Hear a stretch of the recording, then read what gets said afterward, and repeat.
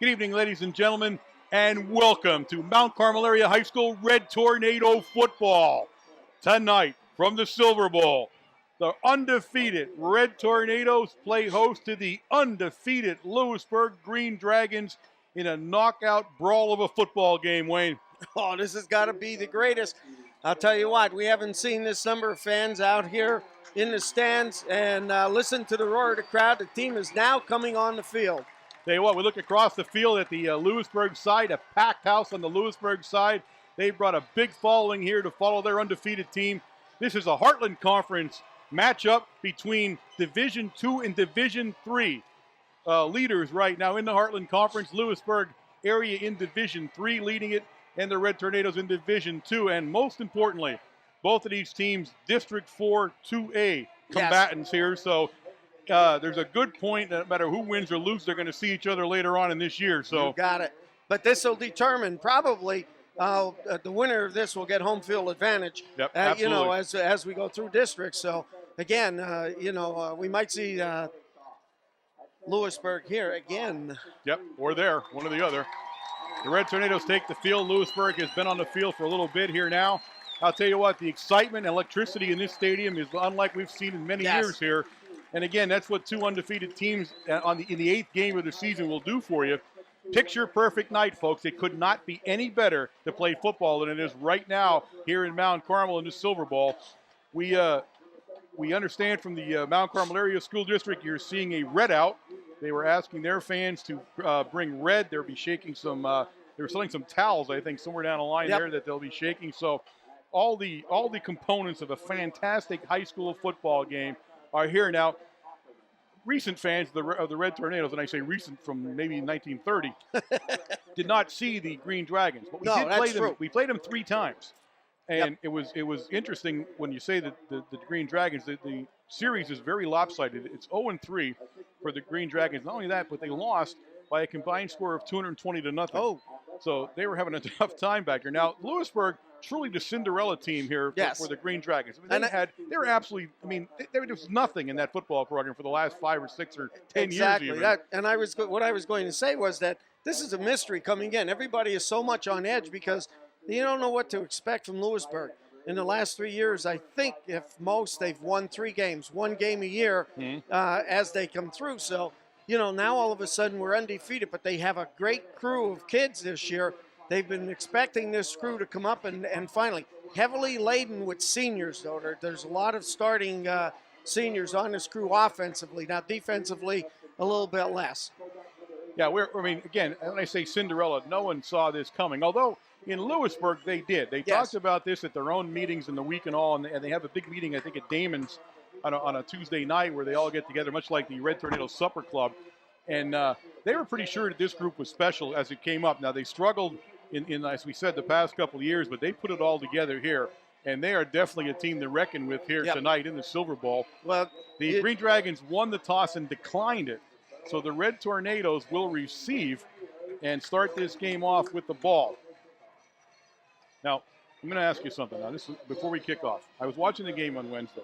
Yes. And you and I are in serious trouble. Now, I don't know about you. I don't know about you, but I've been getting cold calls from optometrists. I told Cole Chesley last night. They're calling me now.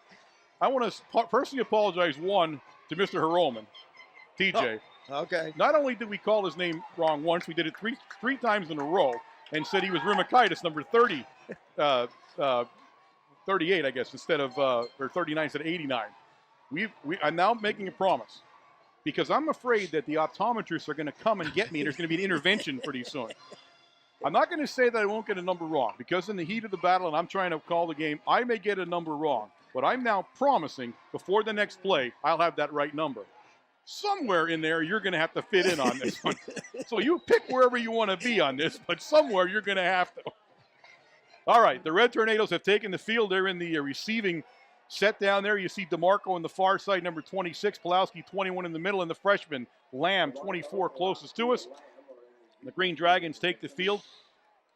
Number 14. Robert Gaines. Doing the kickoff. He's actually a sophomore. He's one of the younger guys on this Green Dragon squad here. And he'll do the kicking off for them. Of course, the Red Tornadoes last week, if anybody saw that game, had a great game on special teams. I mean, they did everything you could do on special teams and then some. So I'm sure the Green Dragons saw that. And we are underway, folks, and it's a squib kick. And going to hit down, and it's going to be the freshman Lamb. He bobbles it at the 12, but takes off cross field, and a nice tackle by the Green Dragons down there. I think that's going to be number 99, Cody Ropp, I believe. I'm waiting for him to turn, and he has not yet. Yes, it is 99. Ropp on a great tackle on Myrick Lamb, the freshman from the Red Tornadoes. So they'll take over first and 10 just outside their own 20-yard line. There you see the replay. What a shoestring tackle. As Lamb had a lot of real estate over along the Green Dragon bench there, but Raup on a nice tackle. An I formation to start for the Red Tornadoes, and we give it to Demetrius, and Demetrius will pick up about 4 yards on the play. We'll bring up a 2nd and 6 here. Yeah, Tornadoes spreading everybody out here. The defense for Lewisburg. For the Green Dragons, you'll see 3 down linemen, the 2 defensive ends. One will play tight, and one will play out on the slot man a little bit further out off the line. 2nd down and 6 now. As the Red Tornadoes will come up again. And this time they'll come out of that eye, and they have a single back, Demetrius. They have 2 guys spread to the right, 1 to the left, and it's going to be Demetrius trying to go around the corner, and he's not going to do it on a nice tackle. A nice tackle by the Green Dragons. Number 23 down there for the Dragons on the stop, Evan Gora. Now he plays in the corner position, and what they did that time is the end took the slot man, but he came up from that linebacker position, the right linebacker, and played the defensive end, and took Demetrius on as soon as he tried to turn the corner. Loss of 1 on the play, and now will be 3rd and 7 for the Red Tornadoes as Wasilewski goes in to the shotgun formation. He leaves Demetrius standing next to him. Everybody is out to the left of the formation. Plenty of time. Looks downfield. He's got his man. It's Moroz. Moroz had enough for the first down. He was at the 31, but he couldn't hold on to it, and it's 4th down. Again, hit Moroz right in the hands. A little bit softer feel that time. He might have caught that. 3 yards past. I don't know whether he was listening, but there was nobody around him. It wasn't even defended very well. Number 21 goes deep now. Brent Ackerman for the Dragons. Wasilewski, the quarterback, also the punter for the Red Tornadoes. Pulowski standing in front of him as the protection. Nice center back, puts it up. A nice kick. Ackerman's going to let it hit the ground, and it doesn't. It takes a Green Dragon bounce. It's back into Red Tornado territory where the Green Dragons will set up business at the Red Tornado 47-yard line. Colin Menapace did the right thing that time. It was bouncing back, and if that ball would have hit the ground one more time, it would have taken off. He catches that ball in midair off the first bounce and downs it right on the 46-yard line. Sean Bell, the quarterback, he's a senior, 6'4". He's a big one. He goes into the shotgun immediately here for the Green Dragons. Man goes in motion across the formation. And Bell looks and he finds his man. He has his man down along the Green Dragon sideline. That's going to be number 3, Spencer Urkel. Urkel picks up some nice yardage on the play. It'll bring up 2nd down and 6 on a 4-yard pass play. Spencer, he is the leading receiver and the rusher for the Green Dragons. 542 yards in this point rushing on 53 carries. So he is averaging about 10.1 yards per carry. Again, Bell in the shotgun, but he hands it to Urkel coming the other way, and this time Urkel's going to be stopped dead. Trevor Demko was the guy that had him. Morgan came in and helped finish him off along with McCullum, but that play is going to lose some yardage on the play as the Red Tornadoes were all over it. Yeah, Demko he fended off the pulling guard that time and here you see, just trailed it all the way out to the end. Yep. There's Demko. You can see him hanging on to Urkel. So it's going to bring up on the loss in the play, and now be back to 3rd and a long 8 for the Dragons. The ball back squarely at the Red Tornado 45-yard line as Bell remains in the shotgun here. Plenty of time. Looks downfield. He has his receiver, but he's going to be stopped at the 40-yard line, well short. Demetrius on the stop. Number 10 on the reception down there, Jay Mathias. So the Dragons look like they're going to kick the ball here. They'll set it squarely down at the 40-yard line. He's about 4 yards short of the first down. Moroz goes back deep for the Red Tornadoes. And I'm trying to see the punter's number there. And I don't know who he is, but he's a big one, whoever he is. As soon as he gets a turn on us there, we'll see who he is. A nice center snap. A lot of pressure by the Red Ooh. Tornadoes, and he's going to kick it into the end zone. Number 57 actually was the kicker there. That's Elliot Goff, and he has a leg on him there. Yes, as he booted does. it I'll well tell you into the what, end that zone. was a nice punt. Certainly does not want to allow Morose any time on that field as a return. Well, he's 6'4", 240, so Yep. he's one of the bigger punters you're going to run into when you go through a season like this. So the Red Tornadoes now back in business at their own 20-yard line. It's 1st and 10 as Wasilewski trots into the huddle. Actually picked up a yard from the last beginning of last series. Last series we started on the 19, so. Back in the I formation, Pulowski in back of Demetrius as Morose comes in motion, and it's going to be Pulowski. And Pulowski's looking for some room, and there's not a lot of room there for Pulowski. He'll gain a yard on the play. It'll be 2nd and 9. One thing you're going to notice about the defense for Lewisburg is that they're very quick, and they do shift their men around into different positions. They start out in their normal linebacker position or the cornerback, but then they will shift and overload a side. Stay in the I formation. Everybody out to the right of the formation here. Kovaleski as Morose now coming back in.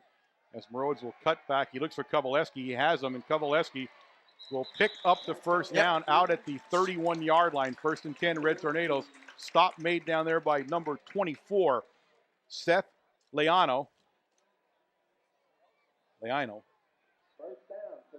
you see the catch by Kovaleski and saying Leano. Nice. And Leano with a nice tackle, but enough for the first down. Left Morose clear out the zone, and Kovaleski just squares out to the outside in a little flare pattern. It's going to be actually Lano. I'm not going to say Leano. I'm going to say Lano on that one as I look at his name better. Pulowski following, and Pulowski brought down in the backfield on a great play by number 99 again, Cody Raup, the junior. A lot of speed on this team, and there's a Red Tornado down on the field. And I'm trying to see if that is Pulowski, and it may be Pulowski, as he did not get up after the tackle. So the Red Tornado trainers go out, start the physical therapy. Doc Greco run out, and whatever it is, he's in pain. But you can see the speed that this Lewisburg team brings, and probably the fastest team we've seen, the Red Tornadoes have seen all year. Fastest on the line, that's for sure. I mean, they move. They have great lateral motion to both sides of the field and can string it out. So timeout, we want to take a moment here to welcome all of you on the webcast. Always a pleasure to have you listening to us. This is a live webcast going on tonight, and then we show this game, of course, on a tape delay on Wednesday night, but you're hearing it live, and you're in for a whale of a football game, so stay tuned. Pulowski gets up, and he is walking off under his own power. Good news for the Red Tornadoes. Yep. It's going to be 2nd down and 11 as he lost a yard on the play, on the nice play by Rupp.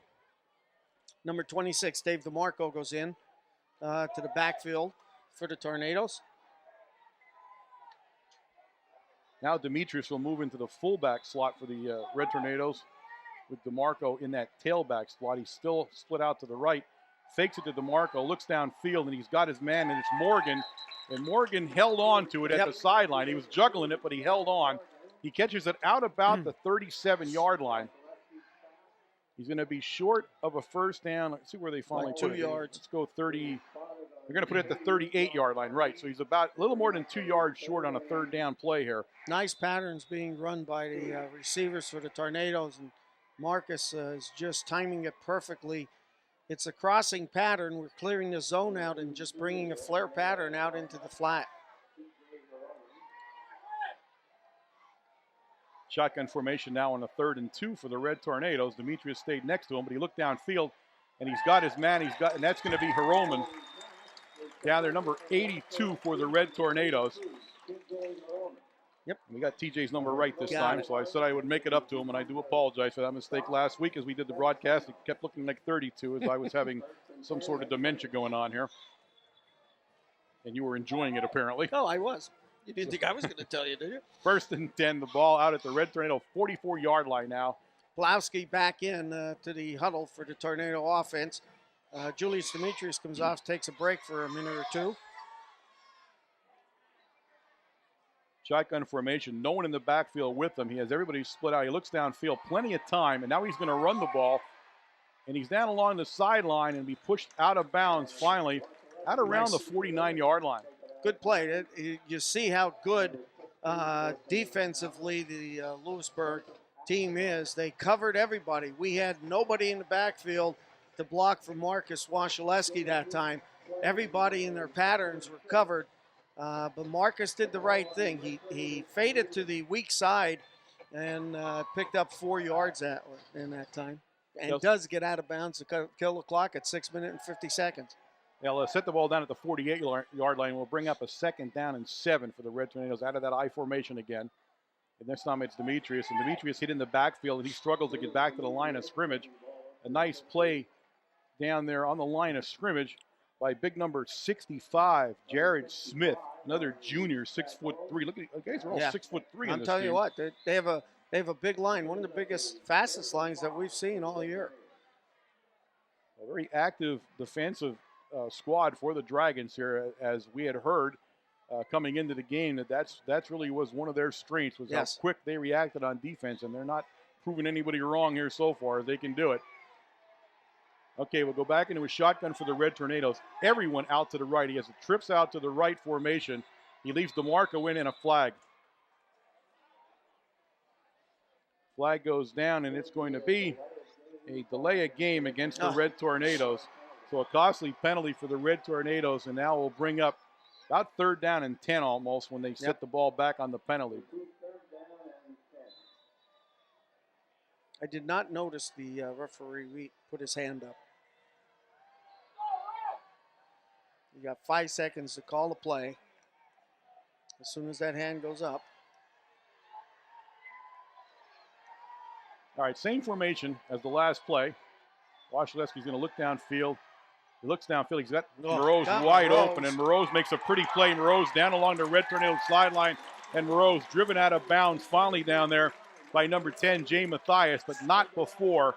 Moreau's takes it in the Green Dragon territory at the Green Dragon 35-yard line, 1st and 10, Red Tornadoes. Looking at the offensive line, number 14, Trevor Demko, left tackle, left guard, 66. Kyle Higgins. 14 is 60. You're looking at Demko, right? Yes. Left tackle. Right, but he's wearing 65. Offense. Oh, he's wearing 65. He's still wearing 65 on offense. They're not going to let him do that 14 anymore. Gotcha. All right. Look downfield, and again, a nice catch that time by Moreau's for the Red Tornadoes. Right at the 25-yard line. Should be enough for another Red Tornado 1st down. Nice play. He was right on Moreau's back, number 24 that time for Lewisburg. That was Leno. And makes a nice defensive play, but I'll tell you what, Moreau's makes a nice offensive play for the Tornadoes by holding on to that ball. We're going to have a timeout on the field for a measurement now as they want to come out. He's very close to the 1st down, and it'll depend where they actually set it down. It's even too hard for me to tell you from this angle, but I believe he got it where they said he did. And he did. So 1st and 10, Red Tornadoes at the 25-yard line of Lewisburg. Pulowski back into the lineup now. Demetrius trots off. DeMarco stays in on offense for the Red Tornadoes. And now Hiroman in with the play for the Red Tornadoes.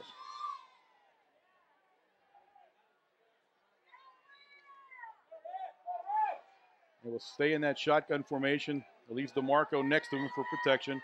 2 guys out right, 1 to the short side, left side. He fakes, he looks downfield. He's got Morgan, but overthrew him. He was covered down there by the Green Dragons by Brent Ackerman, but it was just over his head, although he was open. And Brown, he was double covered that time. Yep. TJ Hiroman was open right in the middle of the field, standing at the end zone. So they're double covering, and when you do that, you sort of leave one man open somewhere along the line. Tornadoes might pick up on that a little bit later. All right. 2nd and 10, the Red Tornadoes go back into an I formation with Pulowski and back at Demetrius. Pulowski in a delayed handoff. Pulowski trying to find the end, and Pulowski has the end. And Pulowski inside the 20-yard line, down to about the 19-yard line. Stopped down there by number 23, Gora. Gora and Brown. Nate Brown was the one that slowed him up just enough for Gora to come over and make the tackle. So we're going to call it 3rd down along 4 now for the Red Tornadoes. The ball just about the 16-yard line of Lewisburg as DeMarco brings the play in now for the Red Tornadoes. They're going to go back into a shotgun now on the 3rd down play, 3rd and 4. shovel pass to DeMarco, and DeMarco going DeMarco's still inside, going. and he DeMarco's does it. heading for the end zone. Up to the DeMarco 2. taken out of bounds around the 2-yard line. Number 10 down there saved it. Jay Mathias saved the touchdown, but it's a shovel pass to DeMarco inside. And I'll tell you what, he Excellent. made a Here it nice is. play. There Look you at the go. shovel. Look at the hole there. He does bobbled it make for a second. Yep. And that, I think, probably would have cost him the touchdown. He held on to it clean, and he gave Mathias time to get over. But there you see him being taken out of bounds. It's 1st and goal, Red Tornadoes, from just inside the 2-yard line. We're at the 4:27 mark of the first quarter play here at the Silver Bowl. Abumar, number 57, Ahmad, is in the tackle position, or the guard position on the right-hand side. That's because they moved Goins into the backfield now. They played fullback. And Goins goes one way, and Demetrius fights his way into the end zone, and it's a touchdown. Red Tornadoes as Julius Demetrius takes it in for a 2-yard run at 6-0 Red Tornadoes. And actually, he didn't follow Goins. No, Goins went the other way, and he cut back from there and what? saw the opening. If he would have followed Goins, he would have walked into the end zone because James had a head of steam on him, and there was nobody there. So a nice play by the Red Tornadoes from the 2-yard line. And Menepace, number 88, the big tight end, and also does the kicking duties for the Red Tornadoes, trots in. Of course, he has to change his shoe for every kick, so that's why it takes a little bit longer for him. He's kicking out of the hold of Morose now. Center snap back, good, puts it up, and it is good. The score now 7-0 Red Tornadoes as they get ready to kick off. And that was, Coach Brennan talked about it this week a little bit when he talked to us. He was talking about trying to get a sustained drive. They scored 61 points last week, right. Okay? But they were all long, 99-yard runs, an 88-yard pass play.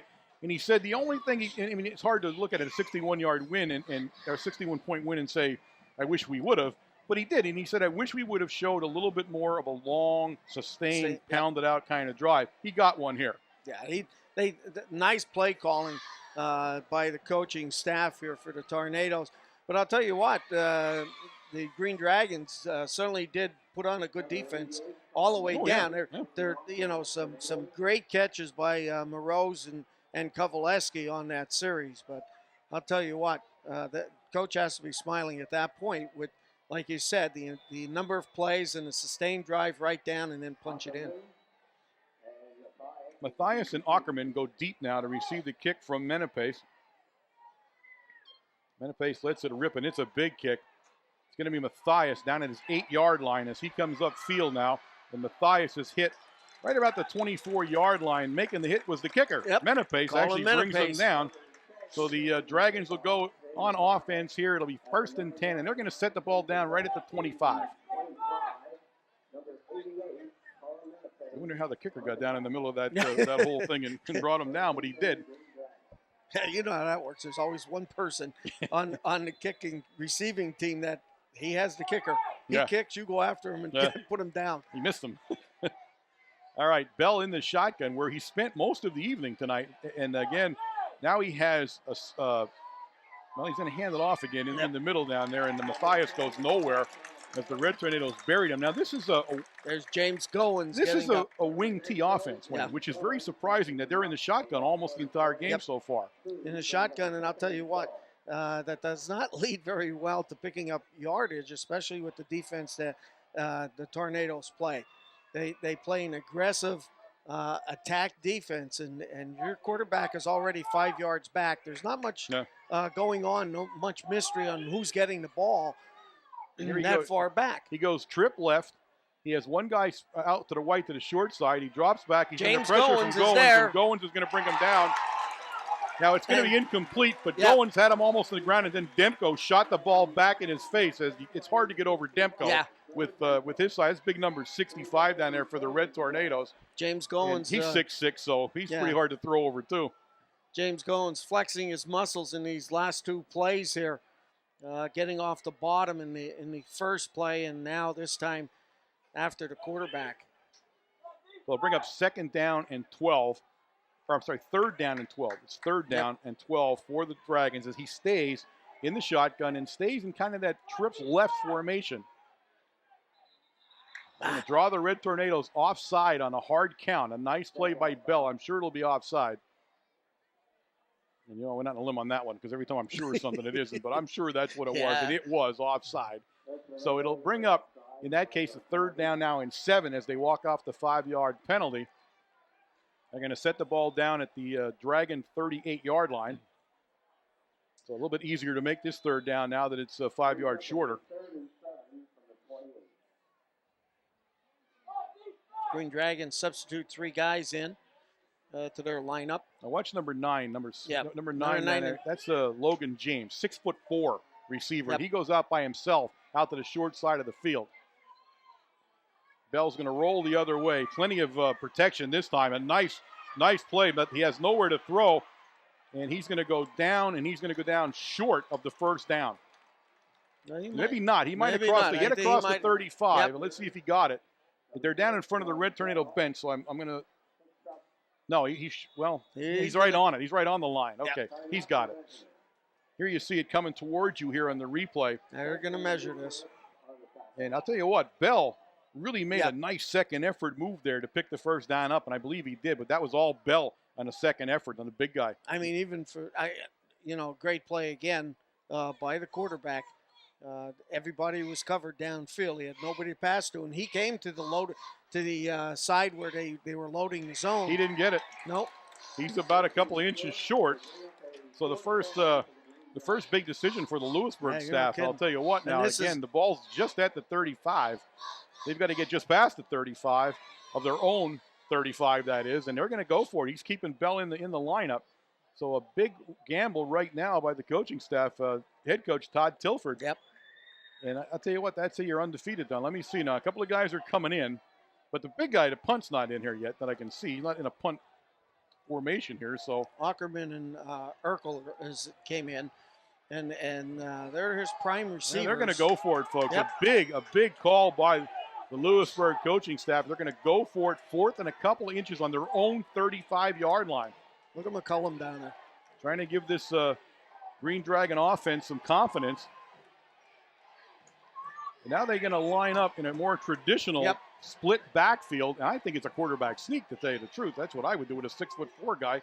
Tries to get him offside. And he did. He pulled Goins offside on the second hard count, and he picks up the first down. They were not going to run the ball. No. They were not. They were going to kick it. They're going to take a 5-yard penalty. He's going to – the referee's coming in. The quarterback shook his head twice. Like, on a hard count, it's just verbal. There's no motion there, and there were 2 times when it's going against them. It's going against the Dragons, I think. And that's what you're right. You picked it up, Wayne. He moved his head. What he's going to call. Well, that'll bring a punt formation in then, as they're going to. Now they're still talking about it before we go hog wild on this, but dead ball foul. Motion. Yep. They called it against Bell as he moved his head, and now the Dragons don't have a decision as they'll have to punt. No, look at Bell. Yeah, Bell's going to be careful. You don't want to do that. So he comes off the field now. And again, he's definitely shook up over that. But and that's a call you don't always get. No. I'm going to say that. I mean, that's definitely a field call by a referee. But he was moving. You're right. He was jerking his head.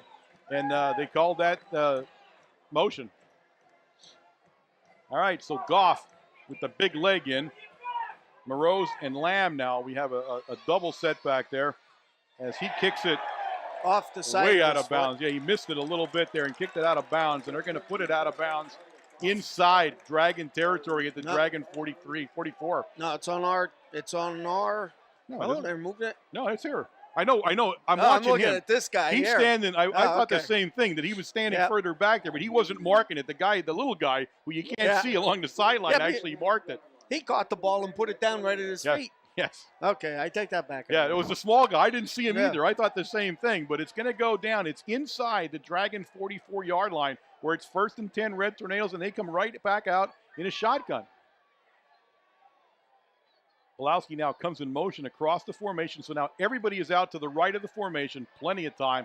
Looks downfield, and he's got Morose, and Morose will be taken out of bounds very quickly down there by Seth Leno. But a nice pass completion. That's a long pass for Washleski to throw. Everybody should know that Washleski was standing on the left hash mark of the field and threw it completely over to the Lewisburg bench, and that's one heck of a throw.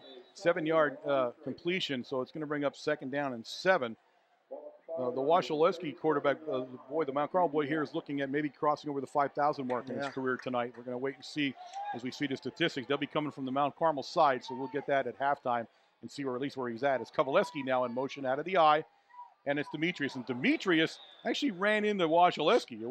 He didn't get hit by anybody. He ran into his own quarterback that time. And he's going to stumble down, and they're going to put him down right at the line of scrimmage. So it's 3rd and 3 now. Boy, and he had a head of steam on him. Yeah, he hit Washaleski so hard he got turned sideways. So a big 3rd down call now as the ball is down at the Dragon 36 as Roman brings the play in. I got this Roman thing down pat now. You're not going to fool me with 82 ever again.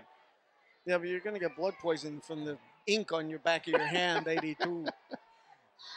All right, shotgun formation for the Red Tornadoes. Washaleski's going to be it on a keeper. He goes to the edge, and Washaleski dropped the ball. Yep. The ball's Green loose, and I believe the Dragons have recovered it. The ball went loose. He didn't get the first down.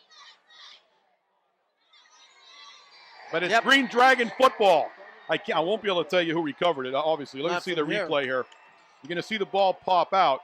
Ropp is the guy that hits him, and Ropp's the guy that knocks the ball What a out. great hit, though. I'm telling you what, that was solid. Now, Morgan was right there, and he almost had it, but can't pick it up, so it's Green Dragon football at the Green Dragon 35-yard line. Cody Ramp, he's someone to watch. I'll tell you what, he's made his presence known so far tonight. Now they go under center. We're in a split backfield, and now they're going to shift more into the wing T look, and they're going to give it now to Urkel. And Urkel picks up some nice yardage, almost out to the 40-yard line. Tough 5 yards that time by Urkel. Green Dragons, as of this year, average 238 yards on the ground per game and 84 yards in the air. So, they are, basically a running team. They're gonna run their wing team, run it down your throat. Well, they opened up the first quarter, and almost the entire first quarter, as it almost comes to an end here, was in that shotgun. Yep. And now they've gone back to a more traditional wing T look. Split backfield. Now they go in. They go in inside. McCullum's going to make the stop. That was Ackerman on the carry on a true wing T. This wing T, the way we understand it, their wing T kind of aims off tackle. Right. That's where the hole's going to be all the time. They're going to shave at that tackle all the time. Yep. And the middle linebacker that time, all over the play, a loss on the play, and it'll be 3rd down and 8 now. McCullum comes right up through the hole. He was on block. He was standing in the middle. He was standing there, and he makes a great tackle. Goins was standing there waiting. So the Tornadoes defensively is controlling the game so far. That, ladies and gentlemen, is the end of the first quarter of play at the Silver Bowl with the score: the Red Tornadoes 7, the Green Dragons 0. And it has been a great first quarter. It really has been. You gotta enjoy this kind of football. Yeah, it is. Both defense, I think the Tornadoes are a little surprised at the stiffness of the defense for the Green Dragons tonight. They're very, very shifty, very quick, both laterally. Usually we can get, Tornadoes can get to the outside, but that has not been the case so far tonight. No, I think if you're gonna run on this guy and these guys, you're gonna run inside. Yes. And that's not gonna be easy either. They got some big boys playing there, and they got some really quick linebackers that get to the ball quick. So the Red Tornadoes have their hands full against these Green Dragons tonight. The Green Dragons face a 3rd and 7 now, as they're gonna open up the second quarter here. Ball sitting at their just outside their 37-yard line.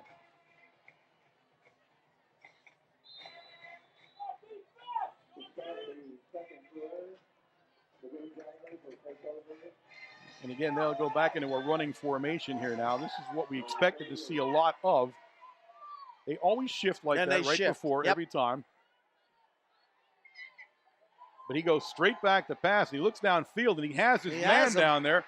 And he's got his guy, and that's Logan James. And Logan James has enough for the first down. Morgan on the stop for the Red Tornadoes. But a nice pitch and catch by Bell to James. Yeah, very nice. Bell just stepped back, faked the handoff to the halfback, and can pop right back up through 6-yard pass, picks up the first down. Again, James 6'4", so you just need to put the ball high. Yeah. And there's a good chance he's going to bring it down. 1st and 10 Dragons, and this time it's going to be Urkel. Urkel looks up field and picks up 5 big yards on the play. Has some tough running And nice blocking by the Dragons. 180 pounds, 6 foot, 180 pound senior. Spencer is. Stopped by Clokus that time for the Red Tornadoes. So the ball in Red Tornado territory now just outside the 45-yard line. They'll bring up 2nd down and 5.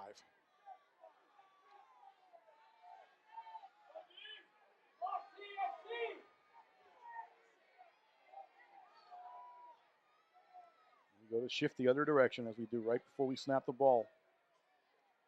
And this time he rolls out the pass. Again, plenty of time. Looks downfield. And that time, Demko really is the guy. He was trying to hit the receiver down there, Gora. Yep. But Demko made him throw it so high that he threw it over Gora's head. Yeah, Demko came in right off that defensive end position and seeing the pass was coming, and he got up in the air. And he got off his feet, and Bell couldn't do anything but throw it higher. Yep, and the arc of the ball made it go over Gora's head. He couldn't hold on. Now, Gora actually is listed about 6 foot, so he had to get it pretty high that time. So it'll bring up 3rd and 5 now. Again, the same formation. We'll wait for the shift if it comes. It does. They move Staley one way or the other in the shift all the time, number 7. And again, he goes back to pass. He looks downfield. He got a nice screen pass, and they're loose. And a shoestring tackle by the Red Tornadoes. Getting off, that's Morgan that saved the touchdown from Urkel. Yeah, that was a pass that it was a misdirection. They were bringing everybody to the left side of the field towards the Tornado bench. He turns around, throws a screen pass to the opposite side in front of their own bench, and Urkel takes off and picks up some big ground. 1st and 10 Dragons. The ball at the Red Tornado 32-yard line as they're marching. Handoff in the middle. This time the Red Tornadoes all over that one as Ackerman goes down behind the line of scrimmage. McCullum, Goins, Demko. McCullum and Goins are really playing good game tonight. Both of them. McCullum shooting up through the gap and Goins coming in from that tackle position. Well, just a slight loss. We're going to call it 2nd down. I'm going to call it 2nd down a long 10. It's not quite a yard loss on the play.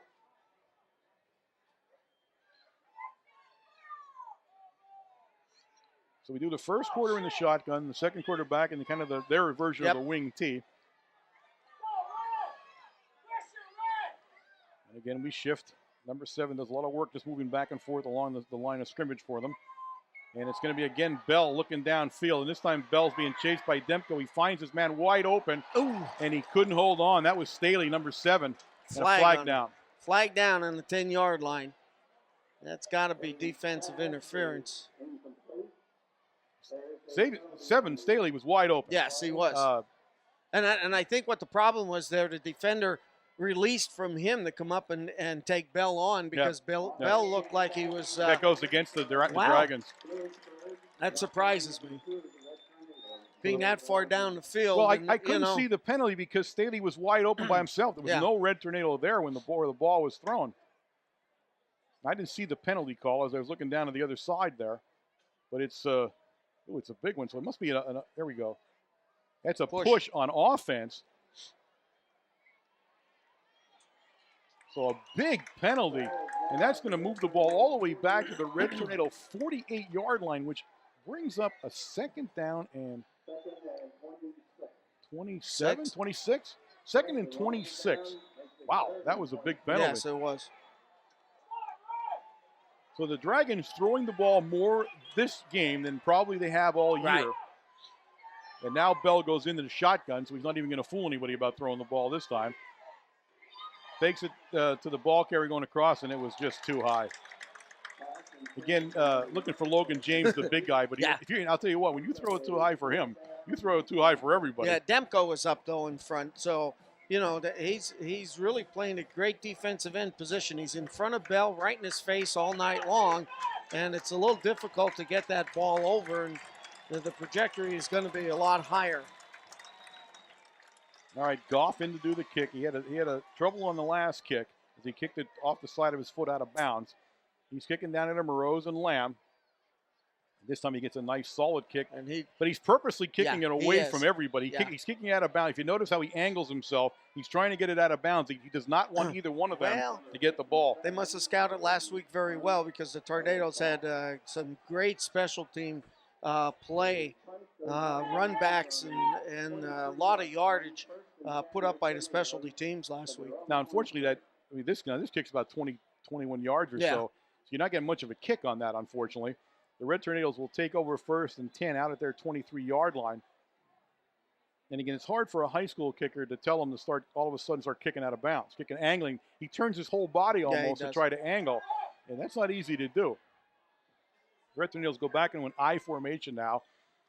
It's Pulowski, and Pulowski following Demetrius. Pulowski picks and chooses his way. Pulowski's free. Nice. Pulowski's free, and Pulowski's going to be drugged down in Green Dragon territory by Leno down at the Green Dragon 32-yard line. Leno saves a touchdown for the Dragons. Demetrius threw a beautiful block here, but take a look at Pulowski. Watch, he'll follow Demetrius right up. Demetrius takes on, look at, and he cuts back behind Demetrius. What a nice run by Pulowski, and great lead blocking by Julius Demetrius. Hey, what, Leno has some speed to keep up with them, too. Nice play by Leno. Again, the Red Tornadoes on offense, and it's going to be DeMarco. DeMarco trying to pick and choose his way. And he'll gain a couple of yards. It'll bring up 2nd and 8. But Pulowski, one of the fastest guys on the Red Tornadoes, and Leno tracked him down. So you can see the speed that defense has. You see Lamb come in, number 24, Pulowski back in. 8:45 remaining here in the 2nd quarter of play on just a gorgeous football evening here in Mount Carmel. Demetrius the lone back now as he puts Pulowski in motion, but again it's going to be Demetrius, and he goes nowhere this time. The Green Dragons all over that play. Number 23, one of the guys getting off the bottom of that pile down there, that's Gora, and he had help from 65 down there, and he's another giant down there. That's Jared Smith. So now tough going in the middle of that line for the Red Tornadoes. Tell you what, Lewisburg, the Green Dragons are tough in that line, in the center of that line. 3rd and 7 now. Again, the same formation with Demetrius, the lone back.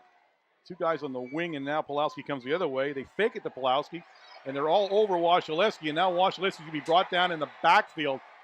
And I'll tell you what, the Green Dragons were all over that play. Number 22 bringing him down, Nathaniel Brown, for the big loss, and it's 4th down now for the Red Tornadoes, and all the way back at the Green Dragon 39-yard line. So we'll see what the Red Tornadoes, and I think they're going to punt. And they are. So I would punt here and drive them back, try to pin them back. But that's just me. Again, we know that my headset's not hooked up to anybody that listens, but I think that's a smart play for the Red Tornadoes, and they're not going to. So there you see my football prowess. No. Washaleski's going back. There we go. They're going to kick. I was going to say they're kind of faking it there a little bit, but they're going to kick. It's kicking down there to Ackerman, who's standing about his 10-yard line. Nice kick by Washaleski. He's going to bounce down and out of bounds, and they'll put it out of bounds. Let's see where he puts it out of bounds at. Now, I got 2 guys walking together, but he's going to put it out of bounds about the 13. Yep. This time I'm fairly sure that short guy's not being hidden by anybody down there. They got to let that tall guy do that because I can't see that other guy. But it's 1st down and 10 for the Dragons. And let's see, let's put it down right about the 14-yard line, just shy of the 14-yard line.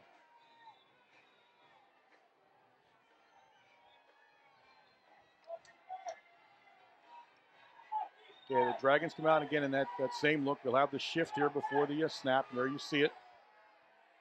Staley always moves from one side to the other before they snap the ball. And it's going to be right up the middle. Yep. Straight handoff. Which would be kind of the halfback there, I guess. 23 carrying the ball for them down there, Gora.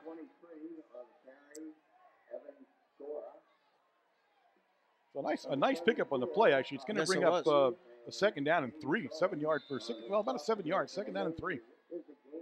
That's when you get the mindset. You know, they're running off tackle from the wing team misdirection, and they come right at you with a straight dive play.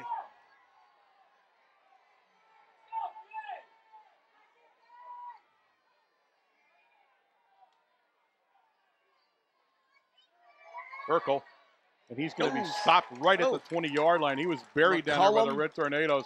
That's McCullum really did the damage, but he had some help from the other guy, Clokus, the other linebacker down there. And also in on that one, McCracken, Quinn. So no gain on the play. Now a big third down and a long 3 for the Dragons.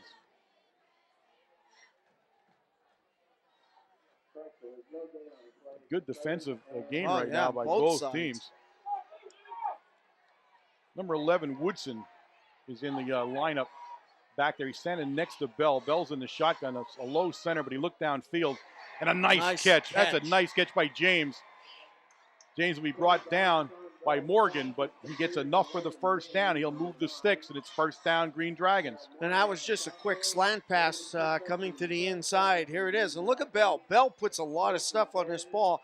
And a nice catch by James, number 9.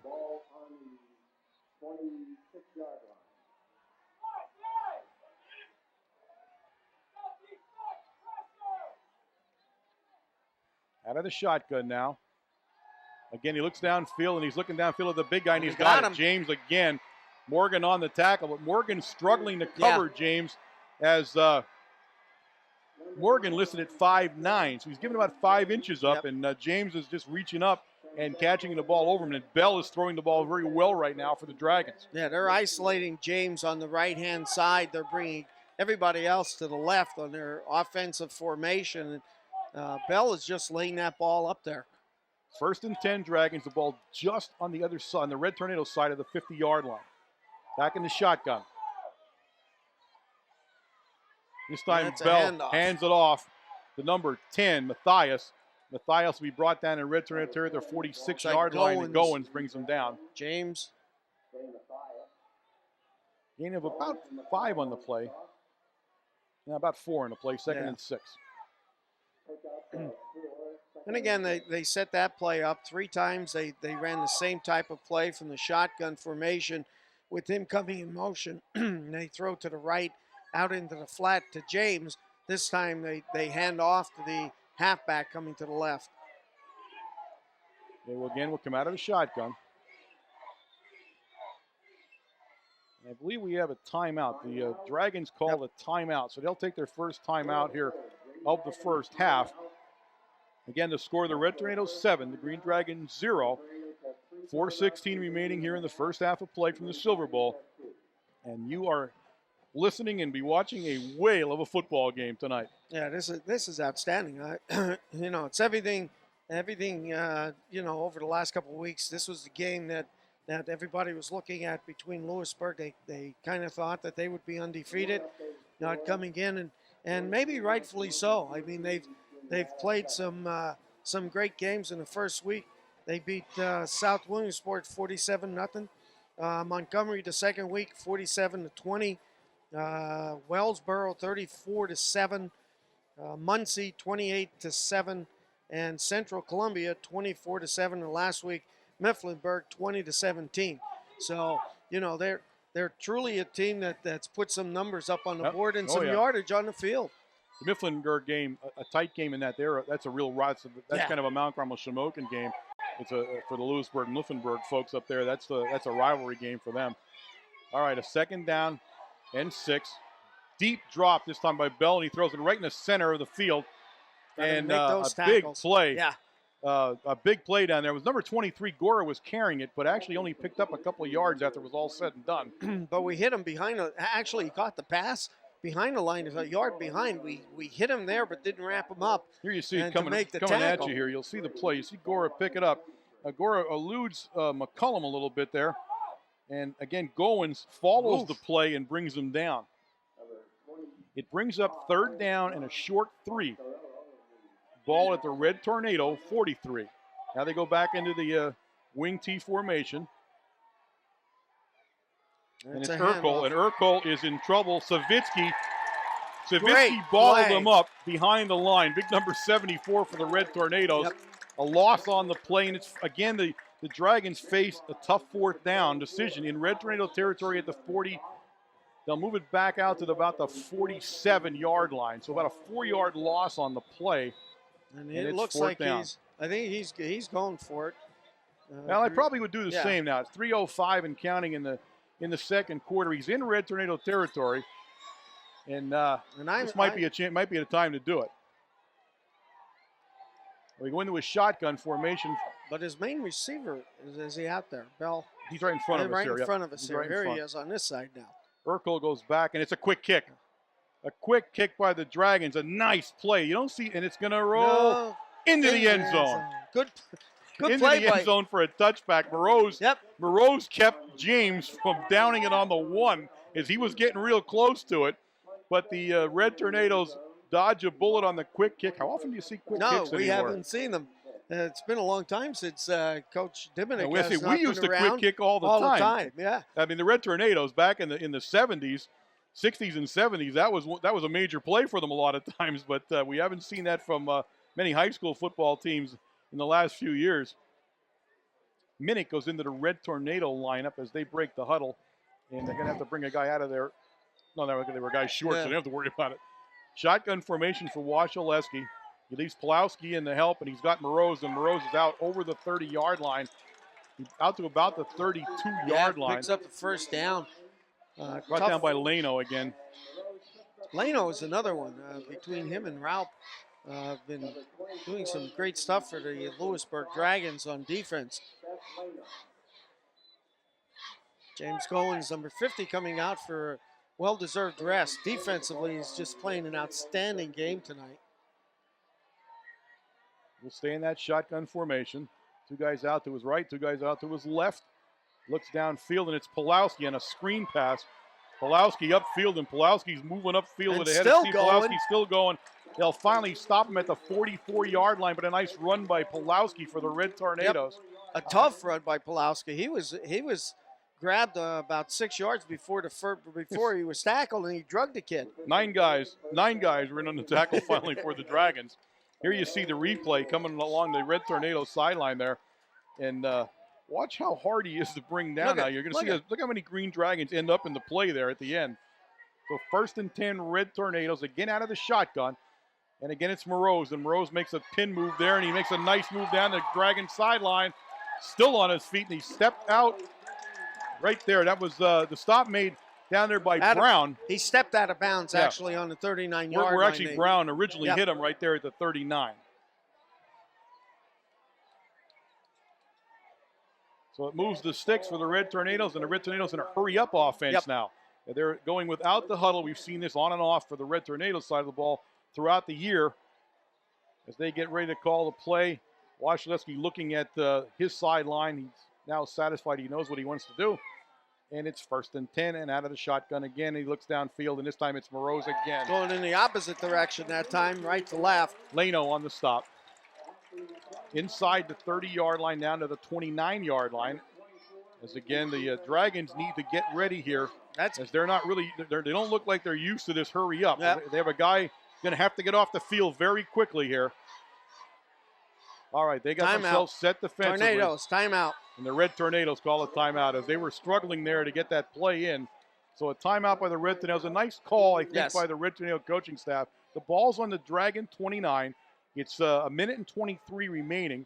And you got a 2nd down and inside of a yard to go for the 1st down. Although the quick offense does have the Green Dragons rattle a little bit on defense. Yeah, they're struggling there a little bit. You're trying to see who they're going to cover as the Tornadoes are setting up. The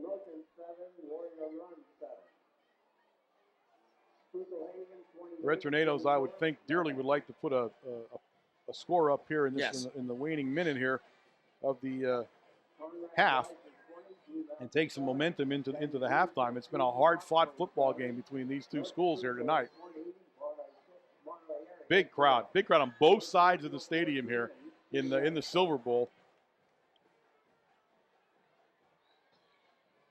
All right, Coach Brennan, I think mostly just got his group kind of calmed down. Yeah, I think that's what it is. A little bit excited there as they were in the no huddle. They'll go into an I formation now with Pulowski back at Demetrius, but it's going to be Wasilewski, and Wasilewski easily picks up the 1st down and a couple of yards more. Still move it down. They'll place it down at the Dragon 27-yard line. You see they are double teaming Moreau over on the left-hand side. Again, out of the I. Pulowski goes in motion. And he looks downfield in direction of Pulowski. He's got Moroz wide open. And Moroz, touchdown. Red Tornadoes. A 28-yard touchdown pass from Wasilewski to Moroz. And the Red Tornadoes, as I said, have scored here with 1:09 left in the half. It's 13-0 with Menapace about to attempt the extra point. But that's how fast Lightning can strike here. What a pass, though. Double covered. Look how well covered he was. I mean, they did as much as you can do to cover the guy. He still picks the perfect pass by Wasilewski and gets into the end zone. So Menapace on to attempt the extra point out of the Moroz hold. Menapace puts it up, and it is high, and it is good. So it is 14-0 Red Tornadoes in this battle of these unbeatens here tonight. That's what again. That's what you got to be so afraid of. In a minute to go or so, and you end up giving up a touchdown. Well, again, in a tight game. Again, you come out. Coach calls timeout for the Tornadoes. You set up your play, quarterback sneak, same formation. You run the quarterback sneak. You pick up the first down, and automatically the team sets up on the line, and they're ready to go. Yeah. And Lewisburg was sort of scrambling a little bit. Yeah, they were struggling a little bit on when the Red Tornadoes went to the no huddle. They were definitely a little bit out of shape there. But the Red Tornadoes also were in the beginning of it too. And then we settled down, and I think the Red Tornadoes, when they settled them down a little bit, went back to an I formation where they didn't have to do a lot of moving around. But that time also they brought Pulowski in, and Pulowski was in motion out of the backfield. Yes. And he was flaring. He was actually open also down on the left-hand side of the goal line. Normally, that's the play they would throw to Pulowski. That's what I'm sure Lewisburg had seen in films. That would be where they would head to Pulowski. But again, he threaded the needle to get to Moroz. He was well covered by the Dragons. All right, Menapace kicks it off. A big kick, and it goes, oh my goodness, almost out of the end zone. So Menapace, the big guy, number 88, kicks it into the end zone. No return. The Dragons will go on offense 1st and 10 from the 20. Sometimes when he gets it right, I'll tell you what, he gets it right. Woo. We've watched him all year. I mean, occasionally, and last week, for example, they were laughing about it at Supper Club when he kicked the ball, which looked like the onside kick, when obviously we were not onside kicking anywhere. But I'll tell you what, about the perfect onside kick you could kick. and the Red Tornadoes actually recovered it on top of it. But they weren't trying to do that. He just kicked it the wrong way. All right, 1st and 10 Dragons. Bell will go under center now, back in that traditional wing tee. And he hands off inside. Brought down by Demetrius, I think. Number 23 on the ball carrier down there is going to be Gora. Yeah, Gora's playing a good game offensively for the Green Dragons also. Hitting the he was off tackle that time between the tackle and the end, and it picks up a good 9 yards. And the Dragons playing with a very quick offensive set, too. They don't stay in the huddle long. Urkel now on the carry, trying to get around the end. Makes a nice cut. And Goins finally bounces him down with help from Morgan, but not before he gets out to the Dragon 40-yard line. 1st and 10, Green Dragons.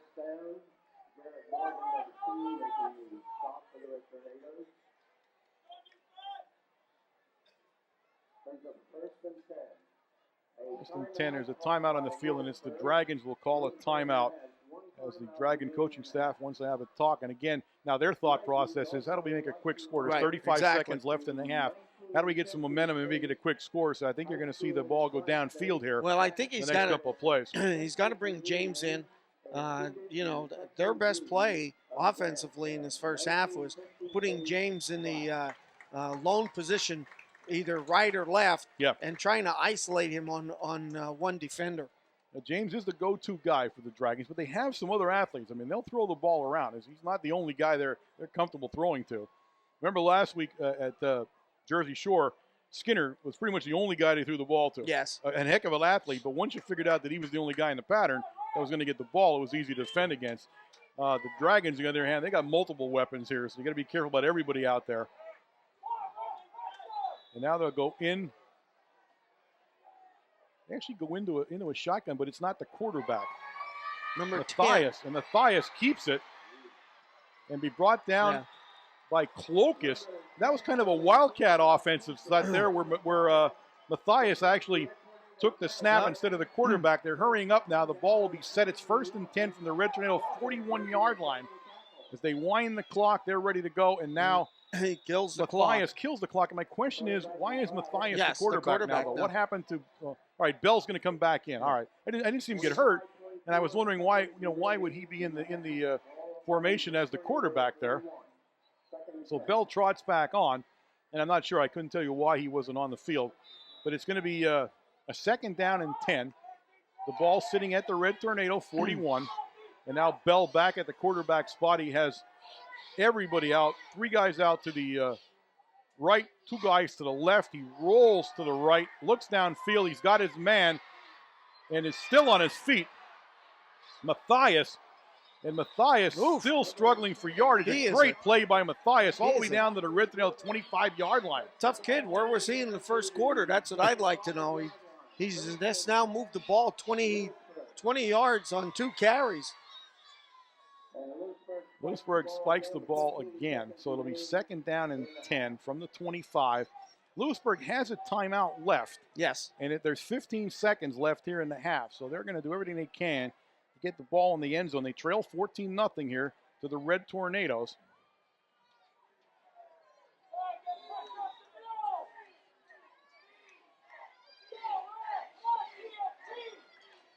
All right, Bell will come out again in that same formation. It's a wide open set here. Goes into the shotgun. James out to the left here, all by himself, and that's who he looks to. Double coverage, and he can't hold on. A nice play that time by Morgan, or Kovaleski and Moroz were the 2 guys. Kovaleski and Moroz, but Kovaleski really the guy that broke that pass up. There's 10 seconds left, and it's 3rd and 10. They're right about him. They put him out by himself and isolated him, but he got double covered anyway as Moroz moved over from the safety position. And that's what they're doing. They're moving him over. There you see the play. It was a tight play, but good play by Kovaleski. Timeout on the field now, and the Dragons have taken their last timeout.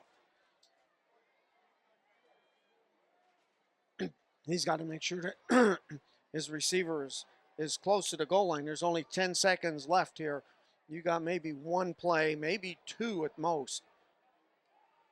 So exciting end to this first half here for the Green Dragons as they're trying to put the ball in the end zone from the Red Tornado 25. 3rd down now. Bell back in that shotgun, the exact same formation now. Now he'll bring Matthias over here along with James. Matthias is the guy that's going to be looked at. As I said, there he is. Matthias. Touchdown. Green Dragons. A 25-yard touchdown pass from Bell to Matthias. And the Green Dragons are on the board to talk about scoring with the last couple of seconds of the half. Now they did it. Momentum shifts their way. It's 14-6. In to attempt the extra point will be. And you see what they did that time. They brought Matthias over with James to take that second defender off of James. Either or. Robert Gaines in to attempt the extra point for the Dragons. Center snap is back and perfect, and he got it through. I thought he missed it there for a second, but he put it through. It's 14-7 now. Red Tornado still in the lead, but a big touchdown by the Green Dragons in the waning seconds of the first half. You talk about the momentum shifting in the game. This has been going back and forth this whole quarter. That was a nice pass by Bell, too, when he got Matthias right where he had to put it. Yep, he put it right on the pylon. He catches the ball, gets knocked out of bounds, but it's a touchdown. All right, the Red Tornadoes now back in the receiving formation here, waiting for the Dragons to take the field. And my guess is we're not going to kick this one deep at all. No, they're going to keep this one on the ground.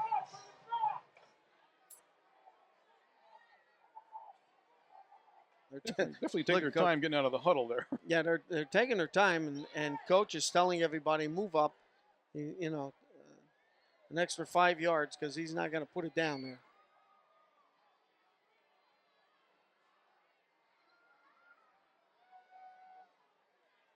All right, Mr. Gaines puts the tee down.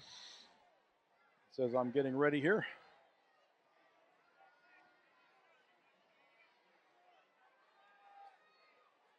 signals that he is ready.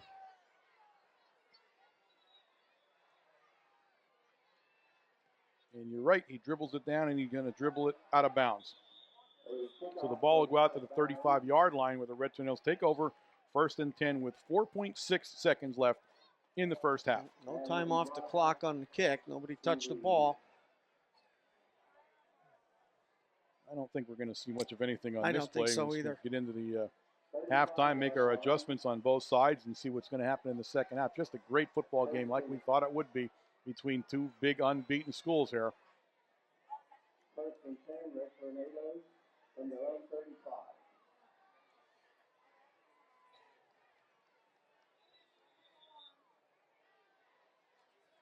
Wasilewski trots in with the play. Take a lot of time to call a 4.6-second play there, I'll tell you that. It's a special one. Red Tornadoes line up in an I formation. Wasilewski's going to give it to Pulowski, and Pulowski's going to pick and choose his way. Pulowski is in the defensive backfield, and he'll be brought down in Green Dragon territory at the 41-yard line. But that, ladies and gentlemen, is the end of the first half of play at the Silver Bowl with the score: the Red Tornadoes 14, the Green Dragon 7. Those of you listening on the webcast, stay tuned for the Green Dragon Marching Band, which will be taking this field momentarily. You can hear the sounds of that band. And, of course, in a few short moments, we'll be back with the first half statistics, so stay with us.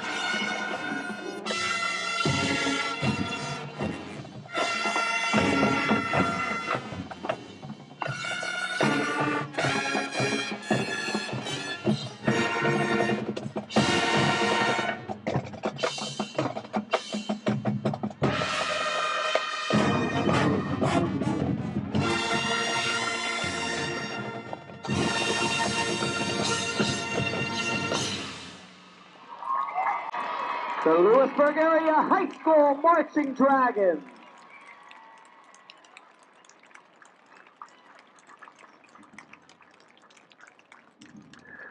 The Lewisburg Area Marching Dragons would like to thank the Lewisburg Area School District Administration, the Alumni Association, the Board of Directors, and the Lewisburg Area Music Association for their continued support of this year's production. We would also like to thank our parents and community supporters for putting forth the time and effort and making this year's show a success.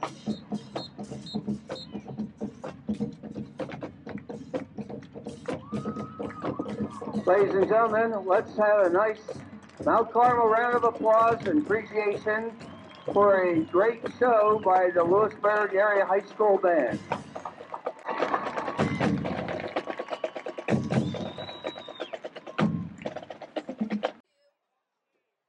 Okay, gang, we're back here getting ready to start the second half play. I'll tell you what, a fantastic performance by the Lewisburg Area High School Marching Band. I'll tell you what, they're a great band to listen to. They really did. They might be one of the best we've seen certainly this year, for sure. We're getting ready to give you the first half stats, and I think Jose forgot that he does the first half stats because he's wandering around here. Well, you know, it has to do with his age, I think, a little bit, that he actually forgot what he was doing. So, Jose, we didn't put you out or anything, did we? What's that, Warren? We didn't put you out or anything, did we? Oh, I don't have much more to do tonight, but we'll get it all handled. I'm sorry, I'm here. Okay, you want to go? Yeah, go ahead. All right, for Lewisburg, 14 rushes for 47 yards, so a very good job defensively against the run. 9 of 15 for 107 passing. The big one at the end, 25-yard touchdown that everybody in the stadium knew was coming, but we didn't handle it. And 8 first downs. Total offense, 154. For Mount Carmel, 16 rushes for 83 yards, 12 of 14 passing for 156. Wow. Included that is 1 drop and 1 overthrown. That was it. So a great first half for Marcus.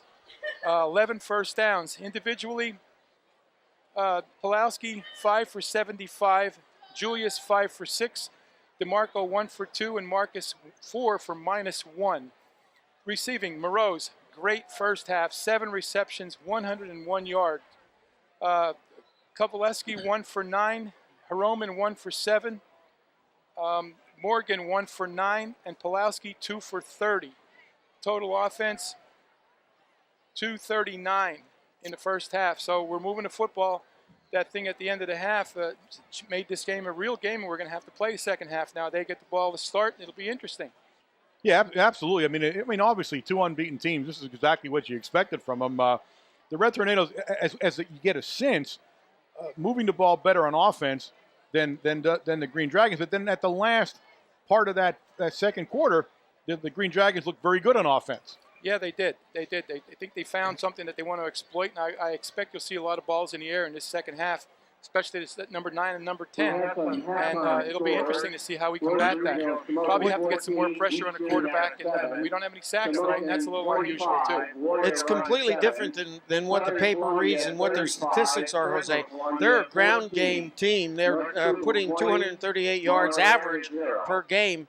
And tonight we've held them down maybe to 50. 47, yeah. 47, and they're throwing the ball all over the place. So this is a good quarterback. He has 2 good receivers. So I expect that's what they're going to do in the second half. Oh, I expect nothing less than what we've seen already. And I think the first series, as we talk often, is going to be very important. And I think defensively, Mount Carmel's going to have to make a stop. And if Lewisburg's going to get back into this game, they're going to have to move the football. Marcus Wasilewski, Jose, where is he at as far as that 5,000-yard mark? Well, he needed 88 coming into the night, so he has the 5,000 yards in his career. He becomes only the 3rd quarterback besides David Shinsky and Mike Higgins to achieve that mark. Another interesting thing about Marcus, not only going 12 for 14, he completed his last 7 consecutive passes to get us down the field. And the first drive to me was what Mike talked about, I think, at Supper Club, where we had 13 plays for 80 yards and that touchdown. And I think that's the kind of thing we want to do in this half, too. But Marcus also has his 52nd touchdown pass tonight, and that puts him in the territory with Higgins at 55 and Shinsky at 57. So hopefully we have a long way to go, and he's going to achieve that with ease. Well, and when you look at Marcus, got to remember he didn't play most of that 1 year. Most of his sophomore year, he played first 4 starts, then he broke his ankle, and it was over. So those statistics even more remarkable when you look at it in that type of light.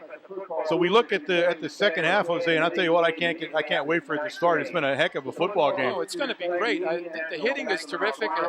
They're very good on defense. Mike told me they were a swarming defensive kind of team, and they're moving and get to the ball very well. So our work's going to cut out for us in this half.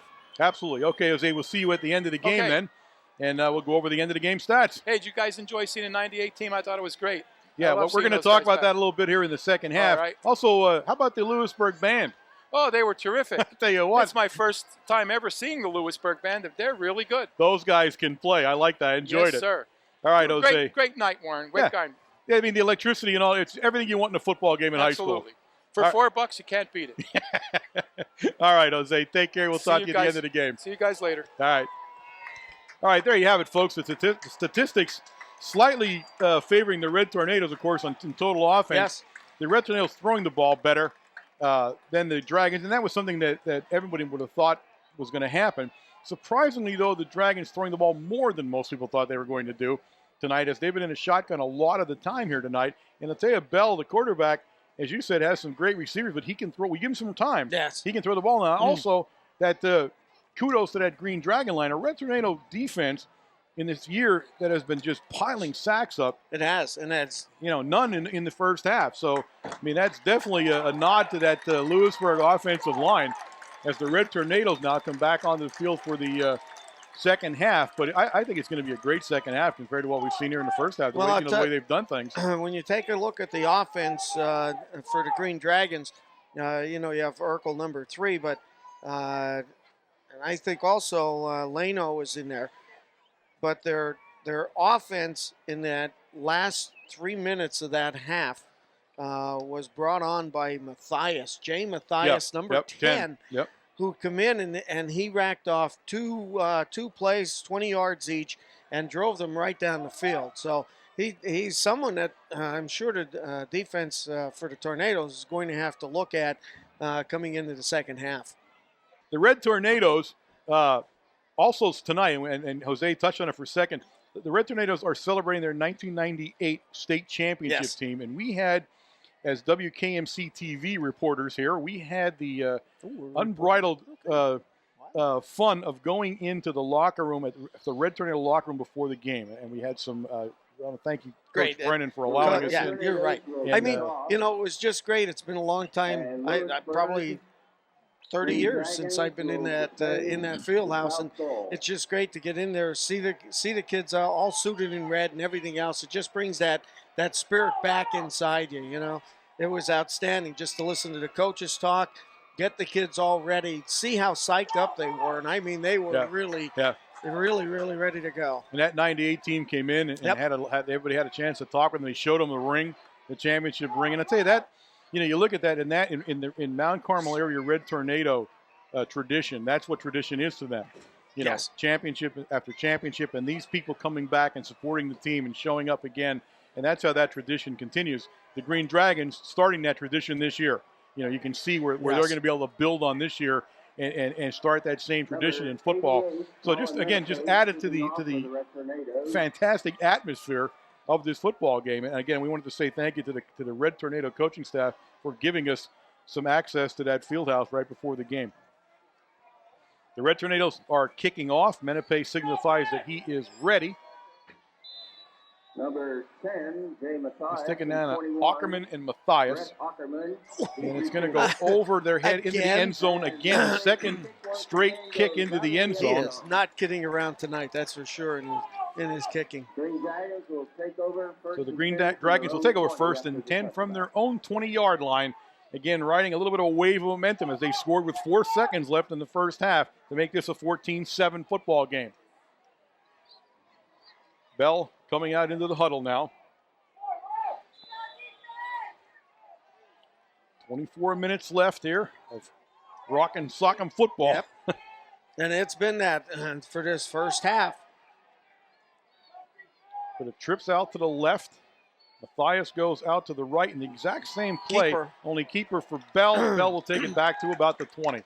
Be no gain on the play as Goins gets off the bottom of the pile. Savitsky gets off the bottom of the pile. Steck gets off the bottom of the pile.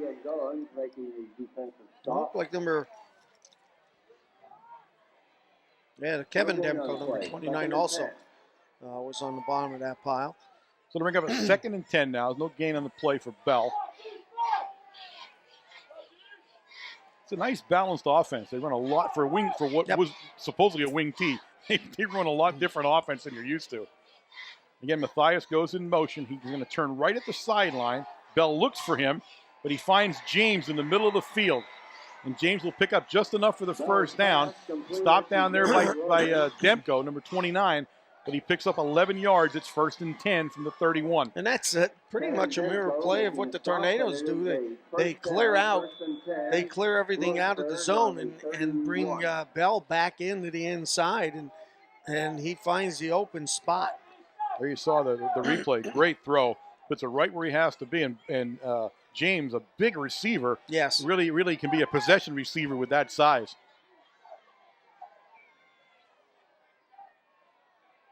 Again, out of the shotgun. Bell's going to be on a keeper again. This time, Bell's got a ton of room.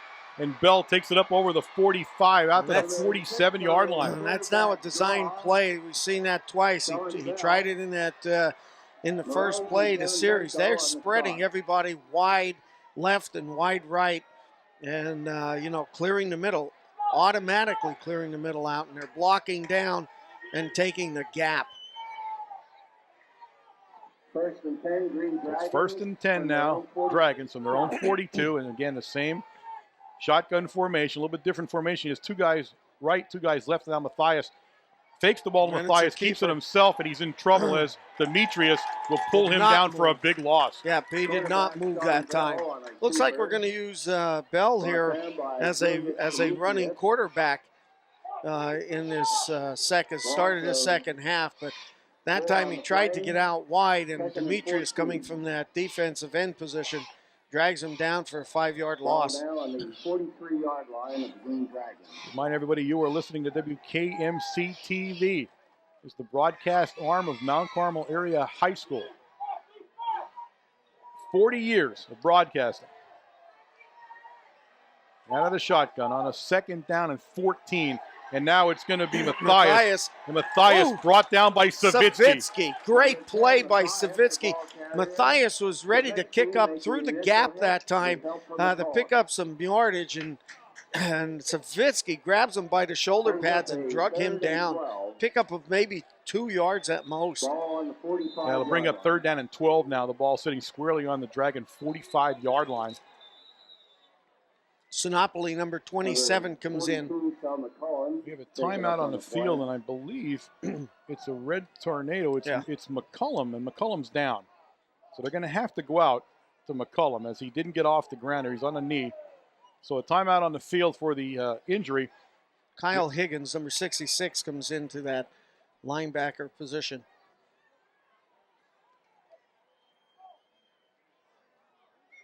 I want to thank, of course, Service Electric Cable System for allowing us to be on the TV. You catch us every Wednesday night at 8 o'clock on Channel 13. And you've been doing so for many, many years, those of you in the Mount Carmel area. The game now further out, and I believe that this game we broadcast out into the Lewisburg area on their cable system. So courtesy of WKMC TV, and we're very glad and happy to be able to do that and let the Lewisburg people see a tape of this football game as the Red Tornado fans see every Wednesday night here from WKMC TV. Service Electric, of course, we're celebrating 40 years. Service Electric celebrating 60 years of broadcast excellence. So it's a big year for anniversaries here, obviously, as McCullum walks off. So he looks like he's okay. His trainer, and of course, Doc Greco. Tom Swaldy from Star Gym. Okay, third down, 12, a long 12 for Bell. Matthias. And he gives it to Matthias. Matthias is going to throw. Matthias throws it down, and it's going to be a penalty that'll go against the Dragons. It's offensive penalty against the Dragons. Yeah, that ball could have been intercepted. Ackerman actually did the right thing there. Ackerman stopped the interception, and they'll mark the penalty off. Yeah, Morose was tackled that time. And there's not much you could have done there for Ackerman. And Ackerman was actually falling into the play, so. Offensive pass interference. And that is the call. It's offensive pass interference. The Red Tornadoes will decline it and make the Dragons kick it. And big number, Mr. Goff, number 57, is in to do so, the big guy. And we'll see which, again, he's been kicking it. Well, it's offense. Wow. I mean, it's full of Red Tornadoes. It's fourth down. They marked the penalty off, which I wasn't sure how we did that. I mean, it brings up it's actually fourth down at about 30. But I'm not sure why they did that. I don't know either. A high snap, but Goff's going to kick it down the middle of the field this time, and it now actually goes out of bounds anyway. That's how he didn't give such an angle, but he still went out of bounds. But he is kicking sideways one way or the other. He's not kicking to the Red Tornadoes. That seems to be the Green Dragon strategy tonight, is not get beat on a special teams play. And as you alluded to last week, of course, the Red Tornadoes so good on special teams, that makes perfect sense. If I'm a Green Dragon, why do it? Why tempt fate? Well, the Tornadoes in their first series ends up with some good field position here. Ball on their own 46-yard line. Wasilewski goes under center. Demetrius the lone back, and it's going to be DeMarco on kind of an inside sally there. And DeMarco takes it up over midfield. A nice play by DeMarco. It's about a 5-yard pickup, bring up 2nd and 5. Raup makes a tackle around the ankle, or DeMarco would have picked up some more yardage that time. Raup, a very active defensive lineman for the Dragons. He's having a great football game for them on defense here. Now Morgan into the offensive set for the Red Tornadoes as he brings the play in. We call it 2nd and 6. They placed it down just on the other side of the 50-yard line. And in an I formation now, and you have DeMarco in front of Demetrius, and Demetrius is going nowhere this time. They're tough. Demetrius goes nowhere this time as the Dragon defense stands him up. It'll bring up 3rd down now, and we'll still call it 6. Andrew Wagner, number 52, makes the initial hit at the line of scrimmage. Good defensive play, nose guard for the Green Dragons. Now Heroman brings the play in for the Red Tornadoes. He's going to a shotgun. He's going to leave Pulowski, number 21, and now he tells Pulowski to get out of here. I want you back in the set. Pulowski's confused. The Red Tornadoes are confused. Burrows into the offensive lineup. The hand is up by the Red. They're going to have to snap it. They do. And it's Moreau's on an inside, little inside throw. I'm not sure how they didn't cover him. I don't know either. He stepped back 2 yards off the line of scrimmage to catch that ball. And that was an interesting offensive play, to tell you the truth. I mean, he came in late. That wasn't designed. I mean, he just came in late to the game. But it was almost a pass to him the whole time, and nobody stepped up to him. So it's 1st and 10 Red Tornadoes from the Green Dragon 42-yard line now. and Demetrius comes into the lineup with the play. Think about the Red Tornadoes. It's a fire drill of who's in the game all the time. Now Pulowski, the lone back in back of Wasilewski. As he goes under center, he's going to look downfield. He's going to throw. He's looking for Kovaleski, and he is guarded down there very well. Down there is Leno, and Leno's had himself a nice defensive game also. I'll tell you what, he has some speed on him because we saw him catch Pulowski in the first half and now staying toe-to-toe with Kovaleski. Yeah, that was great defensive coverage by Leno. Second down and 10 now for the Red Tornadoes. It's hard to beat them long because they are very, very fast on the corners. Both of those corners are very quick. Both offensive lines, though, are giving their quarterbacks protection. Demetrius up the middle, and that goes for about 4 yards. It'll bring up a 3rd down and 6 now. And getting off the bottom of the pile down there is big number 52 again, Wagner. And 23, Evan Gore. Good play by the Tornadoes. You try to freeze the linebackers by a fake pass out onto the flat, and with his left hand, Marcus hands off to Demetrius going up through the center. 6:31 remaining in the third quarter. 3rd down, the Red Tornadoes. They have about 6 to go here. In Dragon territory at the Dragon 38. Pulowski comes in motion. Wasilewski drops straight back, no pressure. And he looks for it, and he got his big tight end, Menepace, down at the 25-yard line. Good play. Rock was covering him. Rock dropped off the line of scrimmage and covered him. But Menepace beat him to the ball, and it's 1st and 10 Red Tornadoes from the Green Dragon 25. Good catch by Menepace. That's tough. The replay. Yep. It's a tough play. You know, you got Menepace being on that line all the time, blocking down, and now all of a sudden you want him to go out for a pass, and does an excellent job watching that ball all the way. All right, back in the I formation, Demetrius in front of Pulowski. We fake it, look downfield again, and this time we find Morgan right at the 20-yard line, a 5-yard pickup. Good hookup. Stopped by Urkel. That time. Morgan down on the right-hand side into the flat and just curls back to the to Wasilewski, to the quarterback. Ball is spotted on the 20-yard line. DeMarco and McCracken, number 89, in the huddle for the Tornadoes.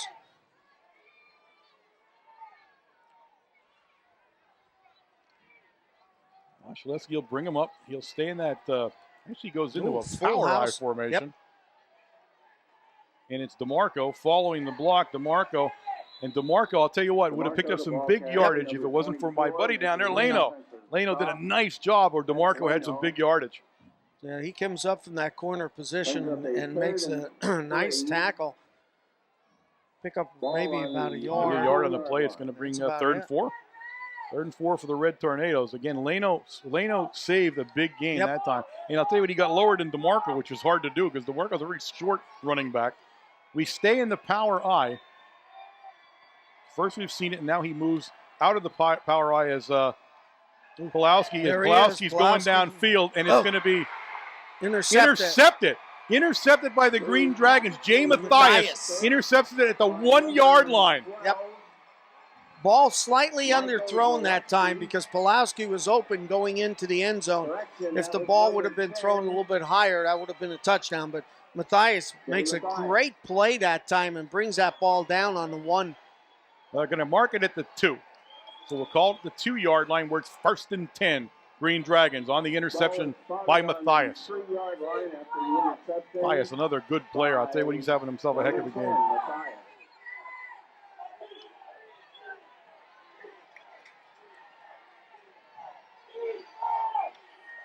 Tight formation now from the 2-yard line. They hand it off inside, and it goes nowhere. The Red Tornadoes stop him for no gain. I'm not even sure who's carrying it down there. I don't know who's carrying it or who made the tackle. But actually, he may have lost about a half a yard on the play. Stopped by the center of the Red Tornado line. I have no idea who actually had the ball in his hand during that play. Number 6, closest in there. We'll call it 2nd down and 10. No gain on the play. 2nd and 10. Now he stays tight except for James, when he puts out wide left in the formation. And he's going to look for James downfield. He's got double coverage. and he throws it out of bounds. No chance for anybody to catch the ball, and it's going to be 3rd and 10 now from their own 2. That's not a risky play, but you know, there's a play there. You want to try to get your team down the field a little bit off that 1 yard line, because I don't know if I want the punter kicking from the end back of the end zone. No. In this case. Yeah, it's going to be a tough kick. It's going to be a tough kick because you're not back that far. You're only back 11 yards. All right, 3rd down now, and this time Bell will go in his shotgun. He stands about 5 yards deep in his own end zone. And you got James over on the left. And a penalty. We got, I think James moved that time. He did. So it'll be half the distance back to the 1 yard line.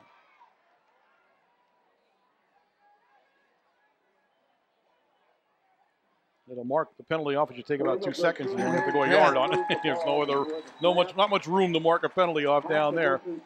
And the Dragons now definitely in the shadow of their goalpost. They're definitely trying to isolate James. Look at it again. They have him over on the right-hand side of their offense. Quick kick. The second quick kick at a football game, and it's a great one. Demko trying to get it, and Demko decides to let it roll. It rolls dead at the Red Tornado 45-yard line. So you're talking about a 54-yard kick on the quick kick. Good call. Yeah, great call. Yeah. Second time we've seen it now. We haven't seen it since we can remember. We see it twice in one game. So the Red Tornadoes take over on offense. 1st and 10 from their own 45-yard line. 3 minutes and 46 seconds left in the 3rd period here. Red Tornadoes will come back out in that I formation. Fakes it to Pulowski. He's under pressure. Throws downfield, and he's got Kovaleski, but he's too far. And that was actually caused by the pressure down there from the Dragons. That was 65 again for you.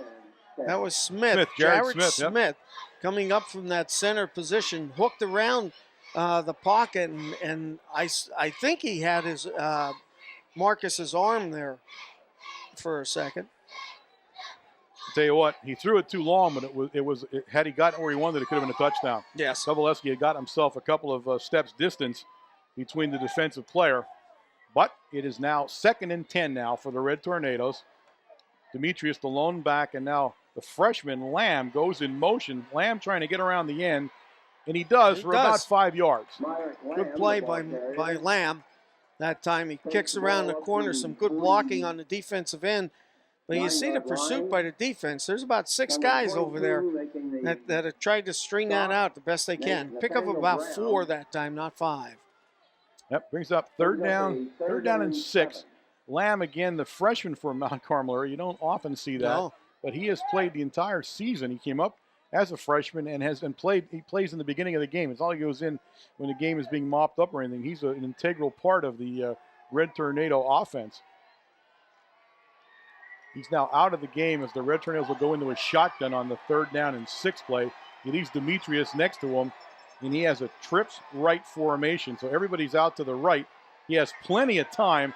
Now he's going to have to do something with it, and he throws it about the 38-yard line. Pulowski was close enough to it, but good move by Marcus. Good move. He had a lot of pressure there by 3 guys from the Green Dragons from that defense. And I'll tell you, pushed him out of the pocket and back to the 30-yard line. And Marcus did the right thing, almost being tackled and laid the ball out there. All right, Washleski in to do the punting.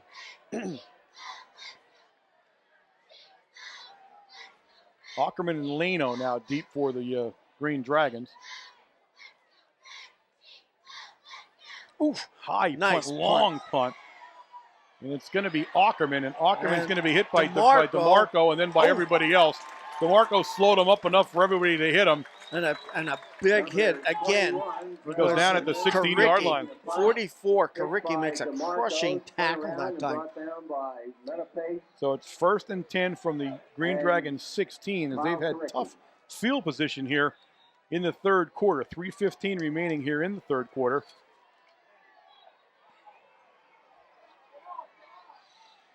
Now you go back into a more traditional set. He hands off to Urkel deep, and Urkel's going to pick up some nice yardage. Stop down there with Steck, but actually getting off the bottom of the pile is going to be McCullum, I believe. Yes. So McCullum for the Red Tornadoes. Spencer Urkel and Pick up Carey of a long McCollum four making stop. on that play. Justin Just- Augustine, 71 into the Red Tornado defensive lineup. Ball in the 19.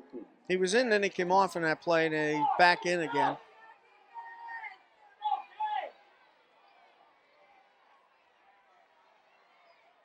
So you see that shift Now we got there. a shift. Yep. Oh, he's behind center. Yeah, he's back in that wing T. Look at Urkel again trying to find some room on the outside, and found Urkel it. does. Yep. He's very close to a first down. Spencer Urkel, the ball carrier. Morgan making the tackle. Jared Morgan Boy, on the he is tackle. close to that first Brings up down. a third. It's going to be 30. I mean, just short. They're And not going to short. measure it even. It's just short of the first down marker. So third down and less than a yard now for the Dragons.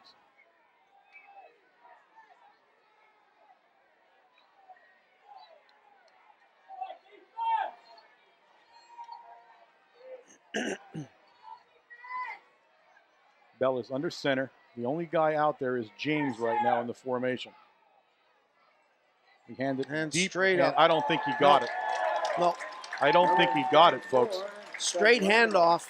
I'm trying to see. Was that Ackerman? Steck is the guy with the penetration. Yeah, I think it was Ackerman, but they didn't get it. No, in fact, they lost about a half a yard on the play. They did not pick up the first down. The Red Tornado defense on a half a yard, and they stopped the Dragons, and the Dragons are going to kick, and I don't blame them. The ball's too deep to make any mistakes there. Catching the Red Tornadoes a little off guard here in the punt for some reason, but Goff, and this time a nice kick.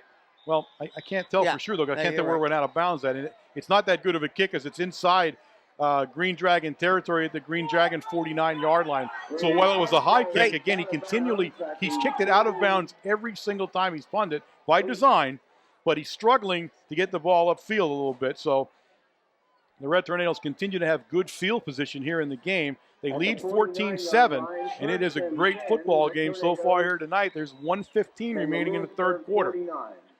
Marcus getting instructions from Coach Brennan and what he's going to call here. Great game offensively for both teams. Yeah, I think it's just great to see the strategy that's going on and the play calling and how they're setting plays up. Okay, an I formation, everybody out to the right here. And it's Pulowski, and Pulowski looking for some room. And Pulowski's going to get a little bit of, yes, he has a lot of room. Pulowski's still moving inside the 30-yard line. Down to the 29. I'll tell you what, Leno comes up, but Moreau's, number 9, at the last minute puts a block on, a hit on him, and took him right out of bounds. And that's what sprung Pulowski. Here it is here. Watch. Play coming down. There's the block by Moreau's. Great block by Moreau's. And this guy here saved the touchdown. 24, Leno saved the touchdown. So it's 1st and 10 now on the 28-yard line of the Green Dragons. DeMarco in front of Pulowski now in the I formation. There it goes to DeMarco. DeMarco on the quick opener, and DeMarco's going to take it down almost to the 15-yard line. We'll give him a 4-yard gain, 2nd and 6. Tough run. And I'll tell you what, I'm truly impressed this year looking at some of the teams that we've played, but this is probably the best defensive line that we have seen. They're just, it is tough for the Tornadoes to pick up any yardage at all through the center of that line.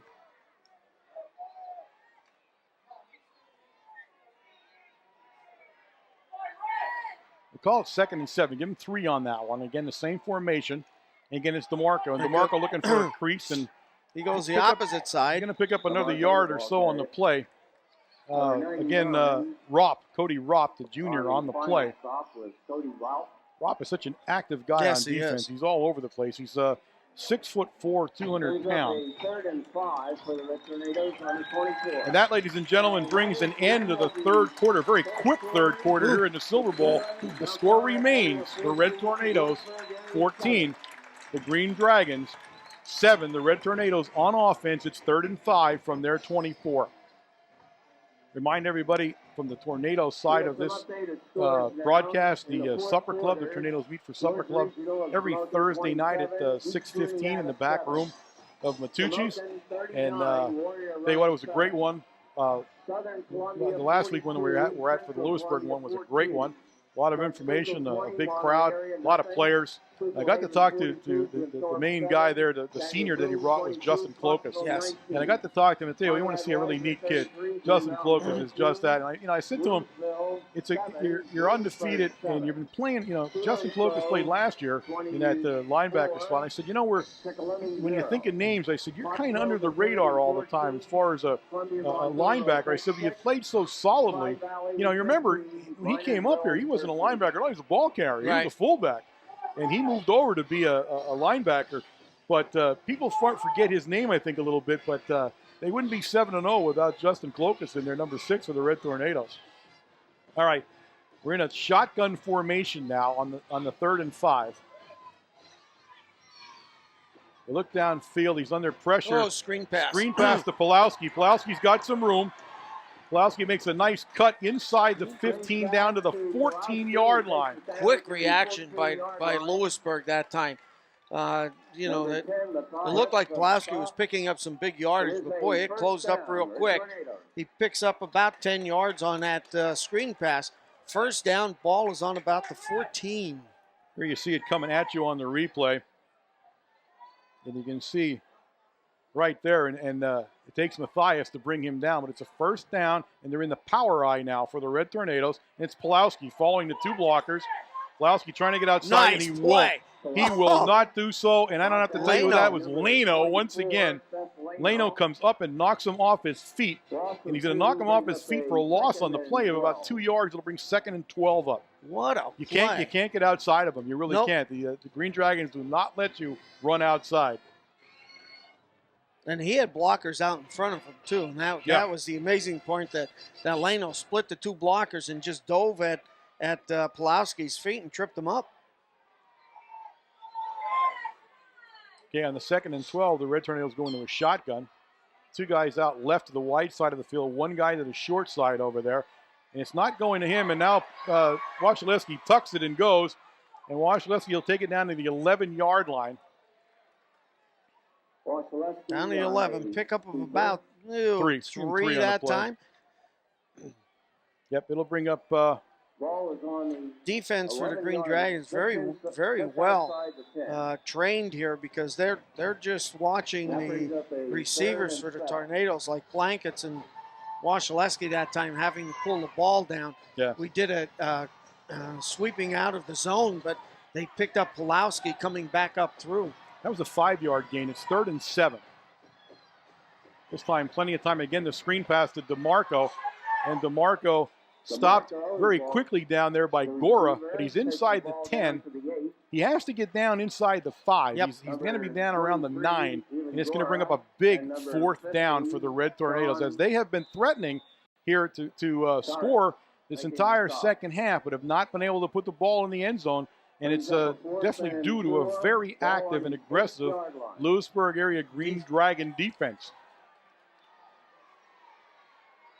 Again, full house backfield for the Tornadoes. He goes back to pass. He finds Pulowski, and he's got him. And broken up and intercepted. Intercepted down there by Leno. Yep. I couldn't tell at first, but Leno comes up with a big interception at the 4-yard line. That big interception, because Pulowski, he was wide open out there.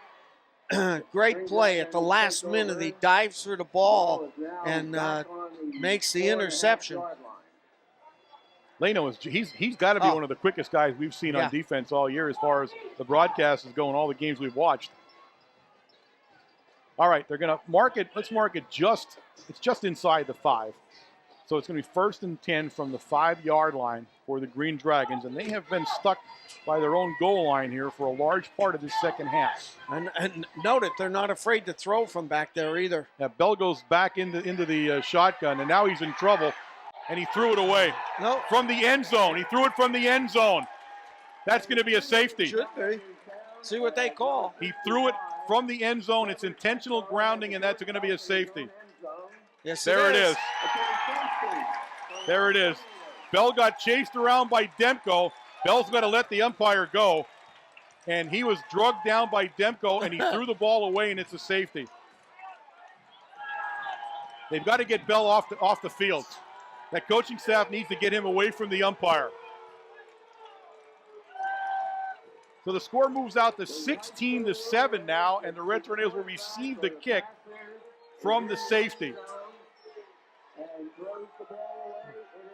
So Bell had a very long talk with the umpire. I believe the Lewisburg head coach is also going to have a talk with him. Well, but again, I mean, clearly that was intentional grounding. There was no one there. He was out of the tackle box, running on his own there, and he was going to be drugged down in the end zone. So that's the rule. You don't see that very often. No, you don't. In high school football, you really don't run across that much. But, I mean, it was a pretty clear-cut rule. I don't know where the argument's coming from. So, again, you know, they've been struggling back there by their own end zone, and you had to wonder if something bad was going to happen, and something did happen. I mean, again, it's only 2 points, but it makes the score 16-7 with 9:21 left in the ball game. And more importantly, the Red Tornadoes will be receiving the kick. You need 2 scores. And the kick actually comes from the 20-yard line. 20-yard line. So it's, you know, it's even worse that way. So. And again, who do you put in? You put your punter in, who's been kicking to the sideline all night long. I'd put the regular guy in there, to tell you the truth. I'd put Gaines. Gaines is a pretty good foot from what we've seen of him. I wouldn't hesitate to put him in. Let him boot it as far as he can. And it looks like that's what they're going to do. It looks like Gaines came in. You do have the option of punting, as Wayne's talking about. You can either punt or you can kick like a kickoff. But Gaines, they have Gaines in there 14, and he's going to set it down in the tee. So. Deep for the Red Tornadoes is going to be Lamb, DeMarco, and a guy slightly about 5 yards deeper than them are Pulowski. And they're moving them back a little bit, and rightly so, because Gaines has a nice leg on him. You got to watch it. Wow. Onside. That's what it is. It didn't go 10 yards, and it rolled out of bounds for a penalty. That was not what the Green Dragons needed, and I would not have done that, Wayne. I would have just kicked it. Did I call it? Yeah, you did, but I wouldn't have done it there. I would have just kicked it. Yep. You're risking too much field position now. Too much time here on the clock. 9 minutes and 21 seconds left. 4-yard line. Yeah, I wouldn't have done that. I mean, again, it's easy to say from up here. Obviously, Lewisburg coaching staff thought they saw, an opportunity there, but boy, you're taking awful risk, and here you end up with the Red Tornadoes 1st and 10 from the Green Dragon 24-yard line. So a lot of pressure on that Green Dragon defense. And now I believe the Green Dragons have called a timeout. The coach is on the field arguing again with the umpire, and I believe he's arguing that the ball initially went 10 yards, I think is where the argument is. Well, he kicked from the 20, and it certainly did Coach not. Brennan is out there too, and we have all kinds of going on here. The Dragons have called a time. They had to call a timeout. I don't know what else they would have done there. I thought originally they were calling a timeout. So the furthest the ball got down the field was to the 28-yard line, and it curled back around and went out of bounds. Yeah. So it did not go out 10 yards. I don't know what the safety argument was. I don't know what this argument is, to tell you the truth. Well, I think I'm sure they see something, but the safety argument mostly came from Bell himself. Yeah.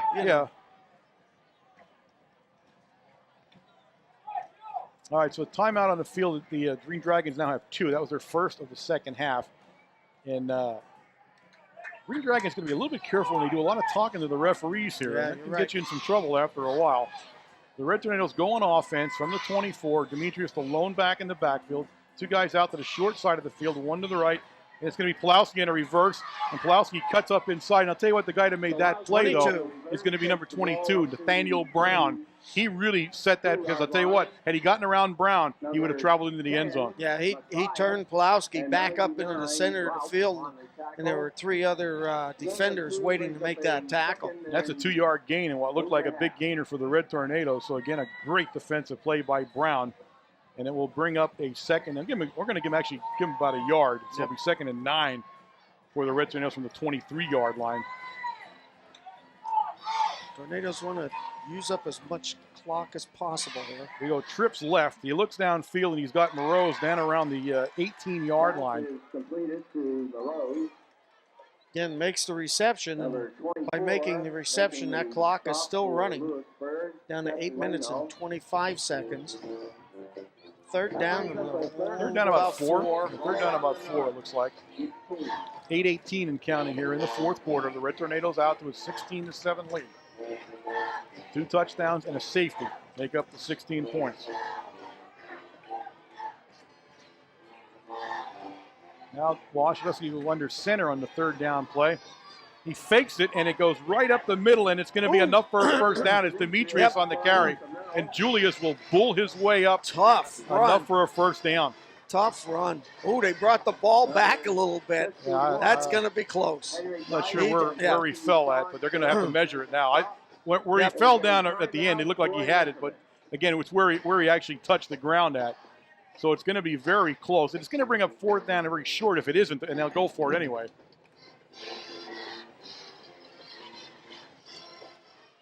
I don't think he got it, to tell you the truth. I think he came up short where they put it down at, but that shows you what I know. It's a first down. So he picks up the first down by the shade of the ball. Yep. But a first down's a first down to the Red Tornadoes at this point. It's sitting just about the 14-yard line of the Green Dragons. A score here would put the game out of the reach for the Green Dragons. They need to hang on defensively. First and 10. Demetrius, the lone back, and it goes to Demetrius. And Demetrius has some room now. And Demetrius will take it down to about the 6-yard line. And you see Demetrius, they trapped everybody to the inside that time, and Demetrius kicks off tackle where there was a natural hole built there because the defensive end went out with the slot man. Ball's on the 6. It's second down. It's an 8-yard pickup. It's going to be second down and 2. They got to get to just about the 4-yard line for another first down.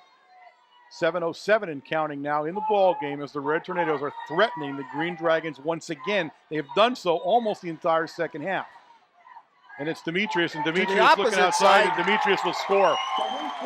A 2-yard run by Julius Demetrius at the 6:55 mark to score 22-7 Red Tornadoes. The Green Dragons now are in serious trouble. If they're going to win this game, they're going to really, first of all, they got to get themselves some field position.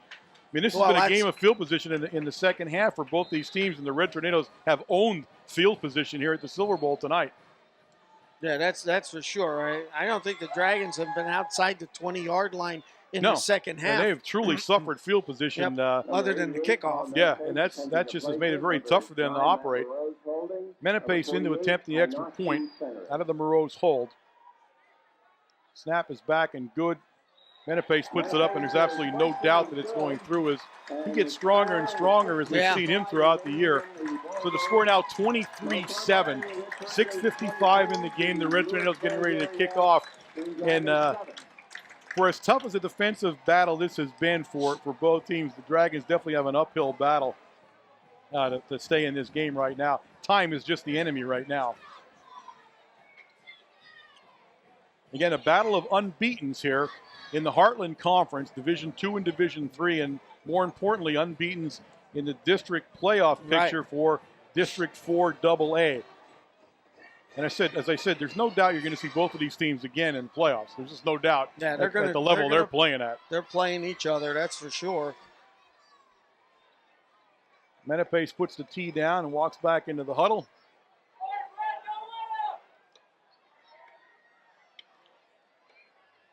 Matthias and Ackerman are down deep. And remember, the last 2 kicks of Menapace have gone into the end zone.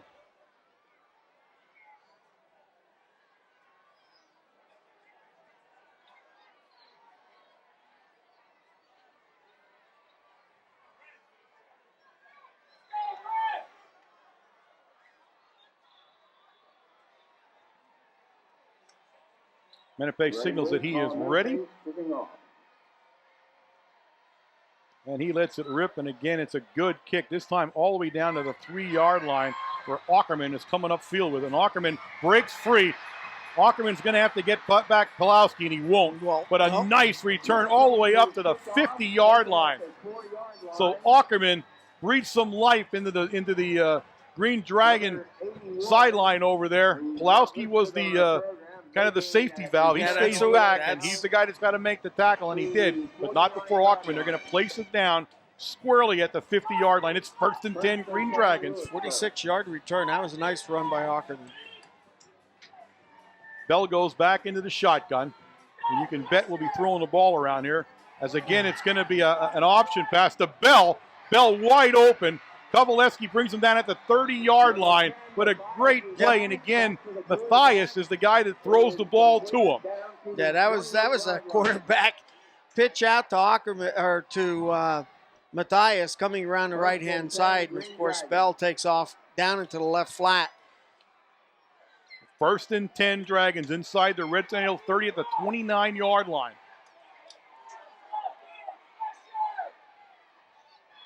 Bell in the shotgun now, looking over the offense. Calls for the ball. Matthias comes towards him. He fakes it to Matthias. Looks downfield. He has a guy wide open, but he trapped it. One guy from behind. They're both says looking no. at each other and say he trapped it. And I saw him trap it here, but the other guy couldn't see it. So they're gonna look at each other. They call it incomplete. Yeah, they call it incomplete. That's a good call. A hard one though. Leno did a nice job. Here you see it coming right at you. Leno did a nice job to try to get it off the ground, but you see it bounce first there. Right but through his that was arms. a tough call for the ref because he had a bad angle and he had to wait for the guy from behind him, like we saw from behind, and you can see it on the camera work there. So it'll bring up a 2nd down and 10 now on the incompletion. And we're going to stay in that shotgun now, which I believe we'll see him in for most of the rest of this game. It's Urkel in motion. Urkel looks downfield. Quick pass. Quick pass down there to Ackerman, and Ackerman looking for some room, and he'll be stopped at the 15-yard line. Gain of about 5 on the play. It'll bring 3rd down and 5.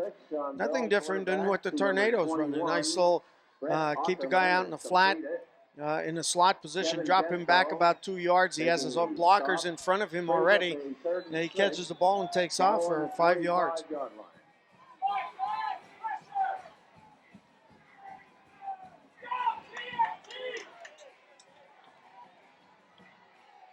James goes out to the left. Ackerman and Leno are over here to the short side, but Matthias taking his time out there. He goes downfield, and he's got James on a great catch by James. Burrows will stop him, but it won't do it until he gets to the 11-yard line. Nice catch and nice throw. I'll tell you what, great throw by Bell because he had pressure from Julius Demetrius that time coming in and stack. But that ball was right there. I'll tell you what, James is such a big receiver. He's so hard to get any kind of ball control on. And he has great hands, too. That's the other thing. He catches everything that's thrown to him. Well, 1st and 10 from about it's just outside the 11-yard line of the Red Tornadoes.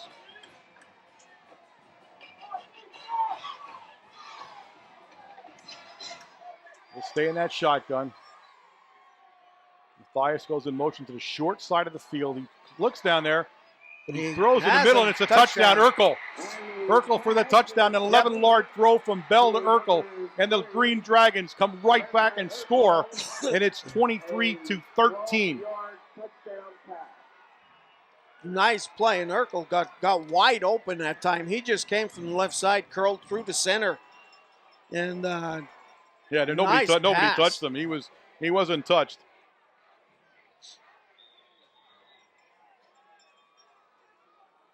Timeout. Green Dragons. If they want to decide where they want to go for 2, which would be a good move right here. They're down 23-13. It's a 10-point game right now. They want to make it a 9-point game. So a timeout on the field. Talking a little about Supper Club here for the Red Tornadoes. Of course, they have it every Thursday, as I said, at Matucci's.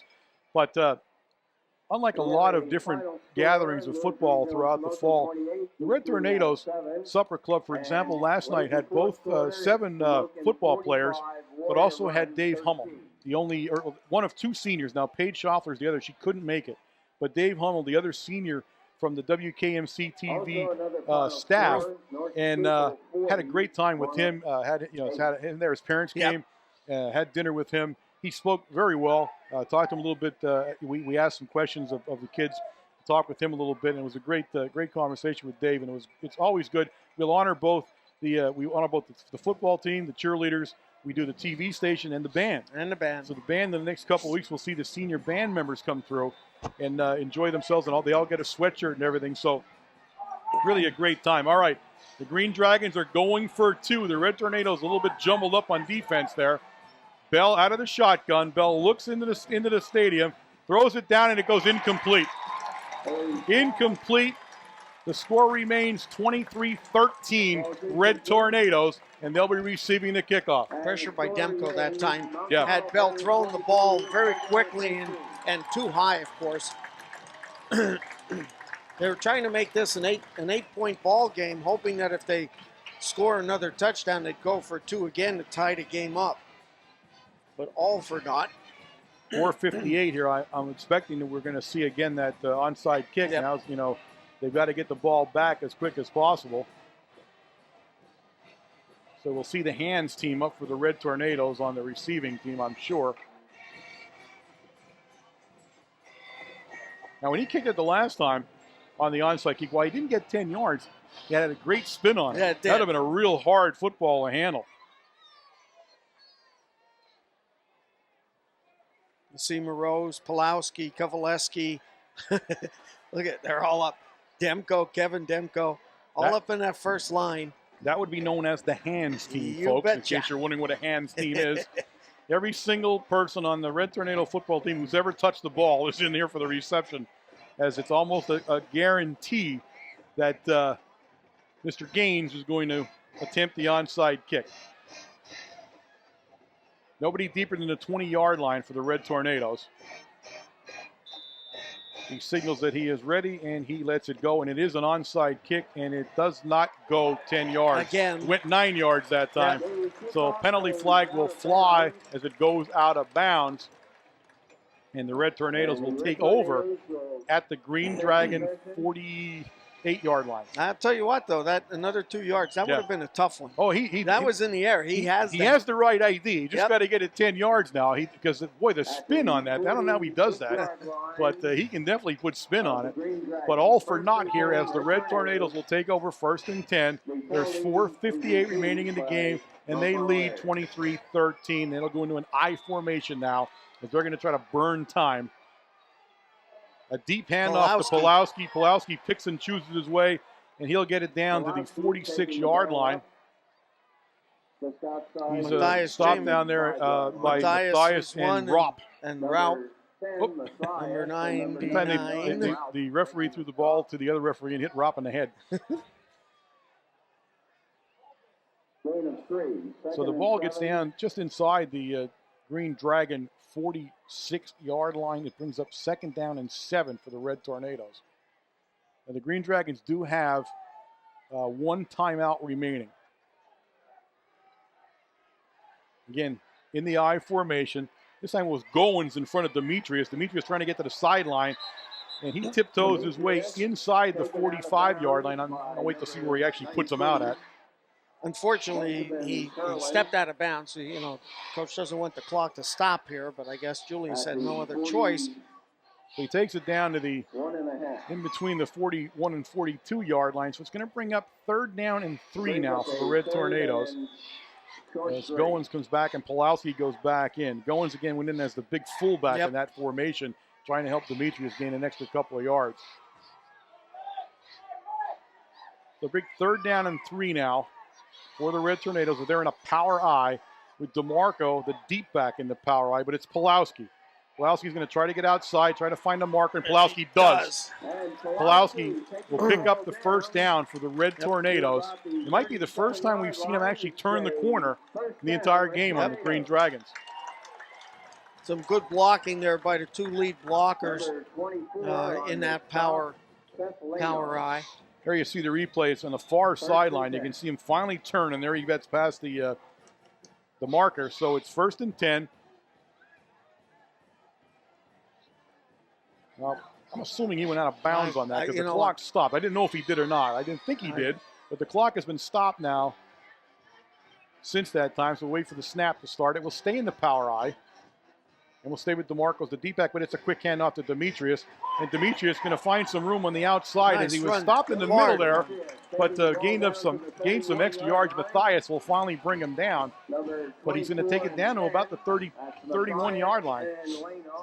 Offsprung number 60, I think it was, maybe hit. Yep. 60 originally had him. And had him by the back of the shirt, but couldn't hold on to him. The strength of Julius Demetrius broke him away. So we'll call it a 5-yard game. It's 2nd down and 5 now for the Red Tornadoes. The ball down at the Dragon 32-yard line. And it's Demetrius trying to find some room, and this time the Green Dragons bottle him up. He's going to get to the 30, and still going to be about 3 yards short, a short 3 yards short. Brings up 4th down for the Red Tornadoes. I'm assuming they'll just go for it here, take as much time as they possibly can.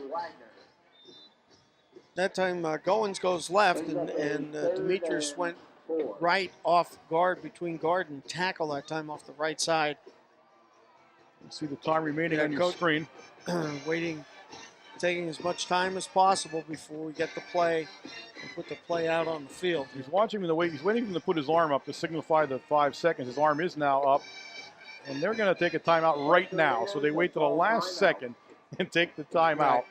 There are no 25-second clocks in the Silver Bowl, so it's hard to tell unless you're watching that guy's arm go up. No 25-second clocks that proliferated all over the place, but we have yet to get one. But it's the time now at 2:41 as the Red Tornadoes take their first timeout. They have a 3rd down and called a long 3 from the 31 of the Green Dragons. The story of this game right now has been the second half, where almost the entire second half has been played in Green Dragon territory. Yeah. The defense has done just an absolute fantastic job. They've been on the field an awful lot. But really, this has been the story of the second half. It was a very evenly played first half. The Red Tornadoes probably an edge in overall yardage and all, but it's only 14-7. So it wasn't much of a difference. But in the second half, the Green Dragons have not been able to get out of the shadow of their goalpost and have struggled offensively because of that. And I think a lot of frustration on their offensive line also because of that. They're trying so hard to get out of the hole, and a couple misdirected plays and flags have hurt them even down in that area. All right, the Red Tornadoes know what they want to do. They're going to leave one back in the backfield. That's Demetrius. Wasilewski will come up to center. And it's Demetrius, and Demetrius will not pick the first down. He gets down to about the 29-yard line, and it's going to be 1st and 10, Dragons. Oh, I'm sorry. That was 3rd down. I'm sorry. Yes, Forgive me. That was 3rd down. It's 4th and now it's about 4th. 3. Yeah, I'm saying 4th the whole time, and it's 3rd. The Green Dragons have taken their final timeout here of the night for them. So the ball just inside the 30-yard line. It's still about 3 yards. It's been 3 yards for the last 3 downs now, but it's still about 3 yards. And Coach Brennan, if they can pick up the first down here, it'll pretty much be the end of the game here. We have a timeout in the field. It's going to be a chance to talk about the people who actually make this whole broadcast happen. Tonight on the cable grips, Cassie Troutman, Brittany Venna, and Callie Hummel.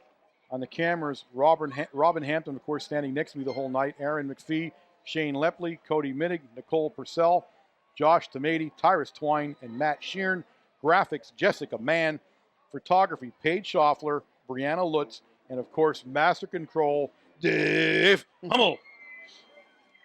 And folks, they are the reason you see such a great football game week in, week out. All students. This is an all-student run. That's right. TV station. All right, 4th down, just about 3. We fake it to Demetrius, and it's the tight end, and he's got it. The tight end running free inside the 5-yard line. Urkel. And it took Urkel down there along with Matthias to finally bring him down. But what a pass from Wasilewski to Menapace, Wayne. To Menapace. And did you see Menapace catching that over? He looked like a wide receiver. Look coming right at you. Coming right at you on your screen. Over his shoulder. Look at that. Great catch by Menapace. Colin did a great job that time. 1st and goal, Red Tornadoes. Ball sitting on the 2-yard line.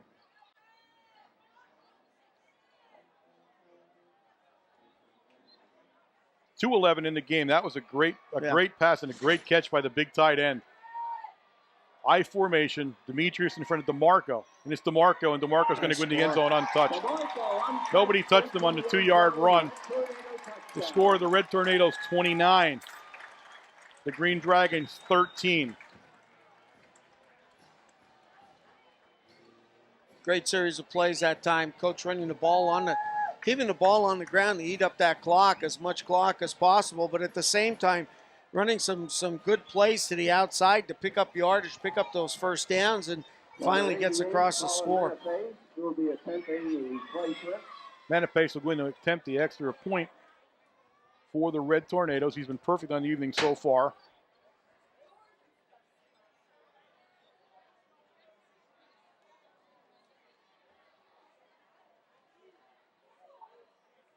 Snap is down, kick is up, kick is good. The score 30, 13 Red Tornadoes. Exactly 2 minutes remaining here in this football game from the Silver Bowl. The Red Tornadoes now in control in this battle of unbeatens here in the 8th game of the season. It's very rare that you run up against unbeaten teams in the 8th game of the season, but we did tonight, and it was all that it was chalked up to be and then some, as the Green Dragons never gave up in this football game. And again, I think truly the story would be that tough field position in the second half never got them on track. You can see when they got good field position how quickly they scored. I mean, they are definitely a threat to score from almost anywhere, but when you're pinned down where they were, and then of course giving the safety up on the the intentional grounding, again, because you're in your own end zone. So I think a lot of the field position came from the punting also, though. Absolutely, you're right. You're talking high school kid to kick it out of bounds, and he's kicking it short and giving up the field position. We saw in the first punt of the night, he put that ball out and over Morose's head, if you remember. Yeah, I think the onside kick I think the onside kick on the kick from the safety probably wouldn't have done that. It just exasperated already poor field position. All right, Menapace lets it rip. It's going to go down there to Kifolo, and Hoskins will bring him down. A new guy back there, Nicholas Kifolo. He's a sophomore. Takes the ball for the Green Dragons, and it will be 1st and 10, Green Dragons from their own 25-yard line. Number 31, Billy Hoskins, making the tackle down there, along with Lamb, number 24, for the Tornadoes. Cody Schustak in that defensive lineup now for the Red Tornadoes, number 34. He's lining up at a linebacker spot now. As Bell looks downfield, he has his man. A nice play down there by the Dragons. Hiroman will bring him down as he crosses over the 30. That was a nicely designed play. And it all depends on the block, and he got it down there. And I believe that block was by Brown. Brown kicked out Kolokas. Kolokas was coming in from the linebacker position and kicked him to the outside. Okay, hurry up offense for the Dragons as Bell goes in. He's got a stack trip, but he hands it off inside, and Kolokas and McCullum finish the ball carry off. Ackerman takes a whack from both of the linebackers that time. He's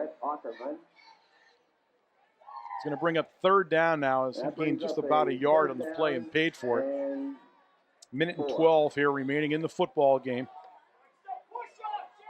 Red Tornadoes in a pretty much defense here now, a prevent defense. As Bell looks downfield, and he's in trouble, and Bell goes down. The first sack of the evening, and it's by Steck, number 60 for the Red Tornadoes. The first sack of the evening, and Bell's gone down. Demetrius was in there also, and so was Schustak in to put pressure on. But Steck was the one that makes the tackle and brings Bell down. Clock continuing to run. The Green Dragons cannot stop the clock right now. They're out of timeouts.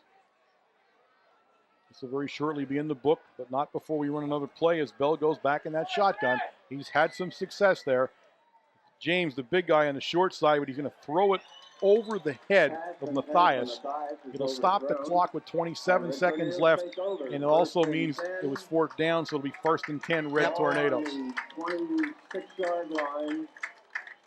So the Red Tornadoes will walk out of this game of unbeatens, still unbeaten. The Green Dragons will suffer their first loss of the season in truly a renaissance season for them in football. And I'll tell you what, they are everything they were advertised and then some. Yeah, they are definitely a good team, and we are certainly going to see them in the playoffs. Unfortunately, probably about the 3rd week of the playoffs in district round. We'll see them again. Yeah, they're definitely going to be there. The Red Tornadoes will now take a knee, and they do. And they're going to set the ball down with not enough time to do anything else, and that will be the end of the ball game as the clock will tick down from 18 seconds. Both schools going out to midfield where they'll shake hands, and it has been just a fabulous football game here tonight. You have watched a great football game. Yeah, that was a great game. Certainly, offense and defense, both teams just played outstanding. It was everything, like you said, everything it was made out to be, and probably the best team, one of the best teams that we've seen all year long so far, bar none, and I'm sure we're going to see them again. Yeah, they have to be the quickest defensive team we've seen in a long time. truly, I mean, those corners and safeties. Come I mean, up. those guys can play run support. You can't get around them. Nope. I mean, they just really played a great game. The big guy, 99, Rop, the junior, He another played outstanding football game Leno, down there. 24. Leno, again, we talked about those guys. Matthias, number 10, came in and made a big statement, starting from the middle of the second quarter right through the end of the game. He was another quick when he came in on defense and offense. Yeah. Bell, the Lewisburg quarterback, proving he's the real deal, and he is. He had himself a nice football game tonight. Again, I said they fought field position the entire second half, and it finally came back to haunt them in the end. But kind of game you just can watch and watch and watch. I'm glad everybody on the webcast had a chance to hear this. I hope we brought it to you where you can feel the electricity and the excitement that went along with this football game. The first meeting between these two schools since the 1930s as they renew their rivalry on the football field. And I tell you what, this has all the earmarks of a great rivalry. Yes, it does. They are a crossover team, so I'm not sure as the schedule comes out, not next year. You'll see them again next year. We'll play them there. But the year after that, as the schedule shifts, they may not be a crossover game. I'm not sure how that will work. You pick someone else up out of that I'm not sure how that works. But I'll tell you what, I wouldn't mind seeing Lewisburg come here and us going there every year in, year out. I think it'd be a great football game. It really is. They're really coming on strong. Yeah. Both teams are in their huddle now as the game ends. We're waiting for Jose to get the stats together, and he'll be with us shortly here. Again, this has been brought to you by Service Electric Cablevision. Of course, you'll see us this broadcast every Wednesday night at 8 o'clock on Channel 13. And, of course, those of you in the Lewisburg viewing area are catching this on your cable system, courtesy of WKMC TV. We look down the line into the next game as Jose gets ready. Of course, the rivalry game with the Southern Tigers, and oddly enough, now the 9th game of the season when we're used to being the 4th game. The Tigers will come in, and we don't know what they did tonight, but they had one loss coming into tonight. And, of course, it's over there. But more importantly, it is the PCN Game of the Week, the live game. We are the only high school broadcast station to do a PCN game in Pennsylvania, and I could not be prouder to be associated with these young people who do this and bring this on every week. And that is just quite an accomplishment to be the PCN game and to be doing so with a student-run broadcast facility.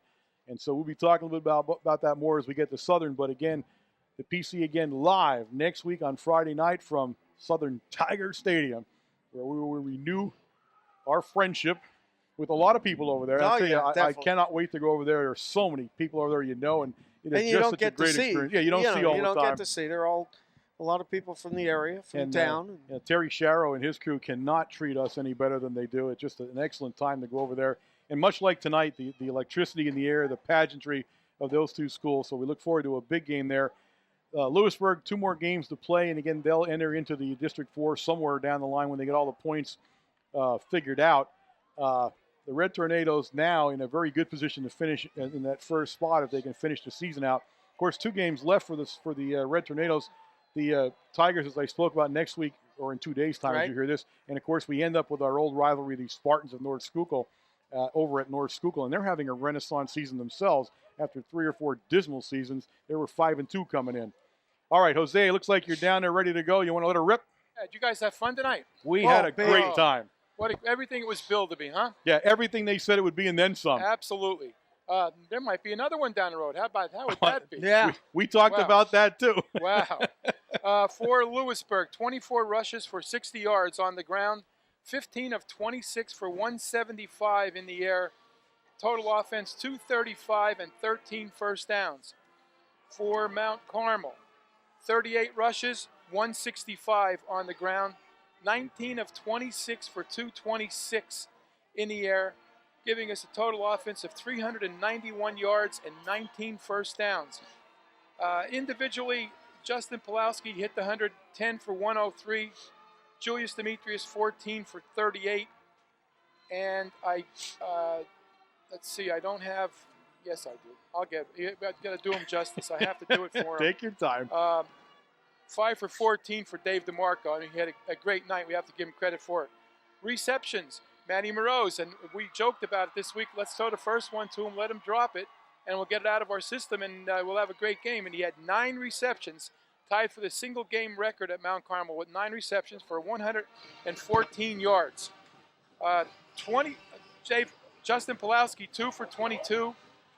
Jared Morgan, 2 for 14. Dave DeMarco, 2 for 21. Matty Kovaleski, 1 for 9. TJ Aroman, 1 for 7. Colin Menepace, 2 for 39, and especially the one that nobody anywhere expected except for he and Marcus. 7 different receivers again tonight. A great effort. We have another game where we have a 100-yard receiver, a 100-yard passer in Marcus, and a 100-yard rusher in Pulowski. Marcus, 6th 200-yard game in his career, went over 5,000 yards, 52 touchdowns. We can't say much more about the game that he had tonight. The interceptions were there, and he's upset about them. But you got to look back, forget about it, and move on, and go over to Tiger territory next week and see what we can do. Yeah, I think if I looked at this game and I see the statistics, the only thing that surprises me is that we put up about 400 yards. Because I tell you what, this was the best defense we've seen in a long time. I mean, a quick defense. They have great run support. I mean, any yard you get here, you earn it.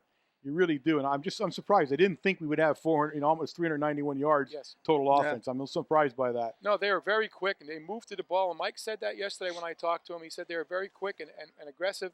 And we just seem to make plays, and that's a credit to our offensive line and our skill people. We couldn't kick to the outside at all tonight, except for the last 5 minutes. We started to move the ball to the outside. Pulowski and Lamb hit to the outside once tonight. But, again, credit to, the Lewisburg defense. Boy, laterally they can move with anybody. Well, you know what? We get back to a game like this. We talk again about our conditioning. We talked about it earlier in the season and how well we were conditioned. And to come out and do this and play a full 4 quarters after having not played for the last couple of weeks is another credit to our staff and how they've kept these people up and in shape and ready to go. And there was nobody dragging out there, and everybody played hard. No, absolutely. I mean, again, there's just not enough you can say about both of these squads. Again, the score kind of bit lopsided there, but not really the story of the football game. I think, as we talked up here, the Green Dragons truly, in the second half, suffered from just a true lack of field position. They were always at their own goal line. Well, we get back to Colin Menepace. They really kicked the ball, and they gave us that game because they didn't kick the ball, and I think it was by choice because they're afraid of our return people, and that's what happens. That's what we used to do back in the 60s and 70s when Jazz had the great special teams. But it's a credit to everybody else here. One other thing I'd like to mention tonight, again, no score in the first quarter or third quarter. That's every game this year. Nobody has scored on us in the first quarter or third quarter. And we've also gone over 100 yards rushing and 100-yard passing in each and every game this year. The last time any team went through the season and did that in every game was back in 1966 with Greg Doviak and that football team. And even the state championship teams didn't do it every week. I mean, we're only week 8. I understand that. But I think it's something that we can look at for the rest of the year. Oh, absolutely, yeah. I mean, that's quite an accomplishment when you look at it now, looking back over the 8 games we've played. And as you alluded to, game number 9 in 2 days' time, the Tigers at Southern Columbia area, and it's the PCN game, so it doesn't get any better than that. As we're going to be live down there on the field. I don't know what the Tigers did tonight. They were playing Central Columbia. They were winning the last I heard. Okay, so they could be coming in with only 1 loss. But again, another big game for the Red Tornadoes. You need to win it. Again, the District 4, and now we can talk about District 4 as we look at those standings and what's going to be happening. The Red Tornadoes took a giant step in District 4 tonight to be the number 1 seed if they can finish the season undefeated. Well, the other thing that Mike finally mentioned tonight to the guys after the game, next week's game's the Heartland Conference, too. Yeah. Since Southern and Division Mount Carmel 2, that division, I mean, we're playing for the conference championship, and that ought to be added incentive as we go over to Tiger territory. Yeah, like we need any added incentive to go over there. Yeah, that's true. That's true. All right, Jose, it has been an absolute perfect football night for high school football in Pennsylvania. Truly enjoyed ourselves, and I know that the fans on both sides, what a stadium crowd on both sides. I mean, boy, did Lewisburg bring people or not. It was everything it was built up to be. It was great. Yep. All right, we're going to wrap this thing up here from the Silver Bowl. A big night, a big win for the Red Tornadoes. I am Warren Altamar. Wayne Brokenshire. For Jose Gonzalo, this has been a sports presentation of WKMC TV. See you in 2 nights' time. Good night.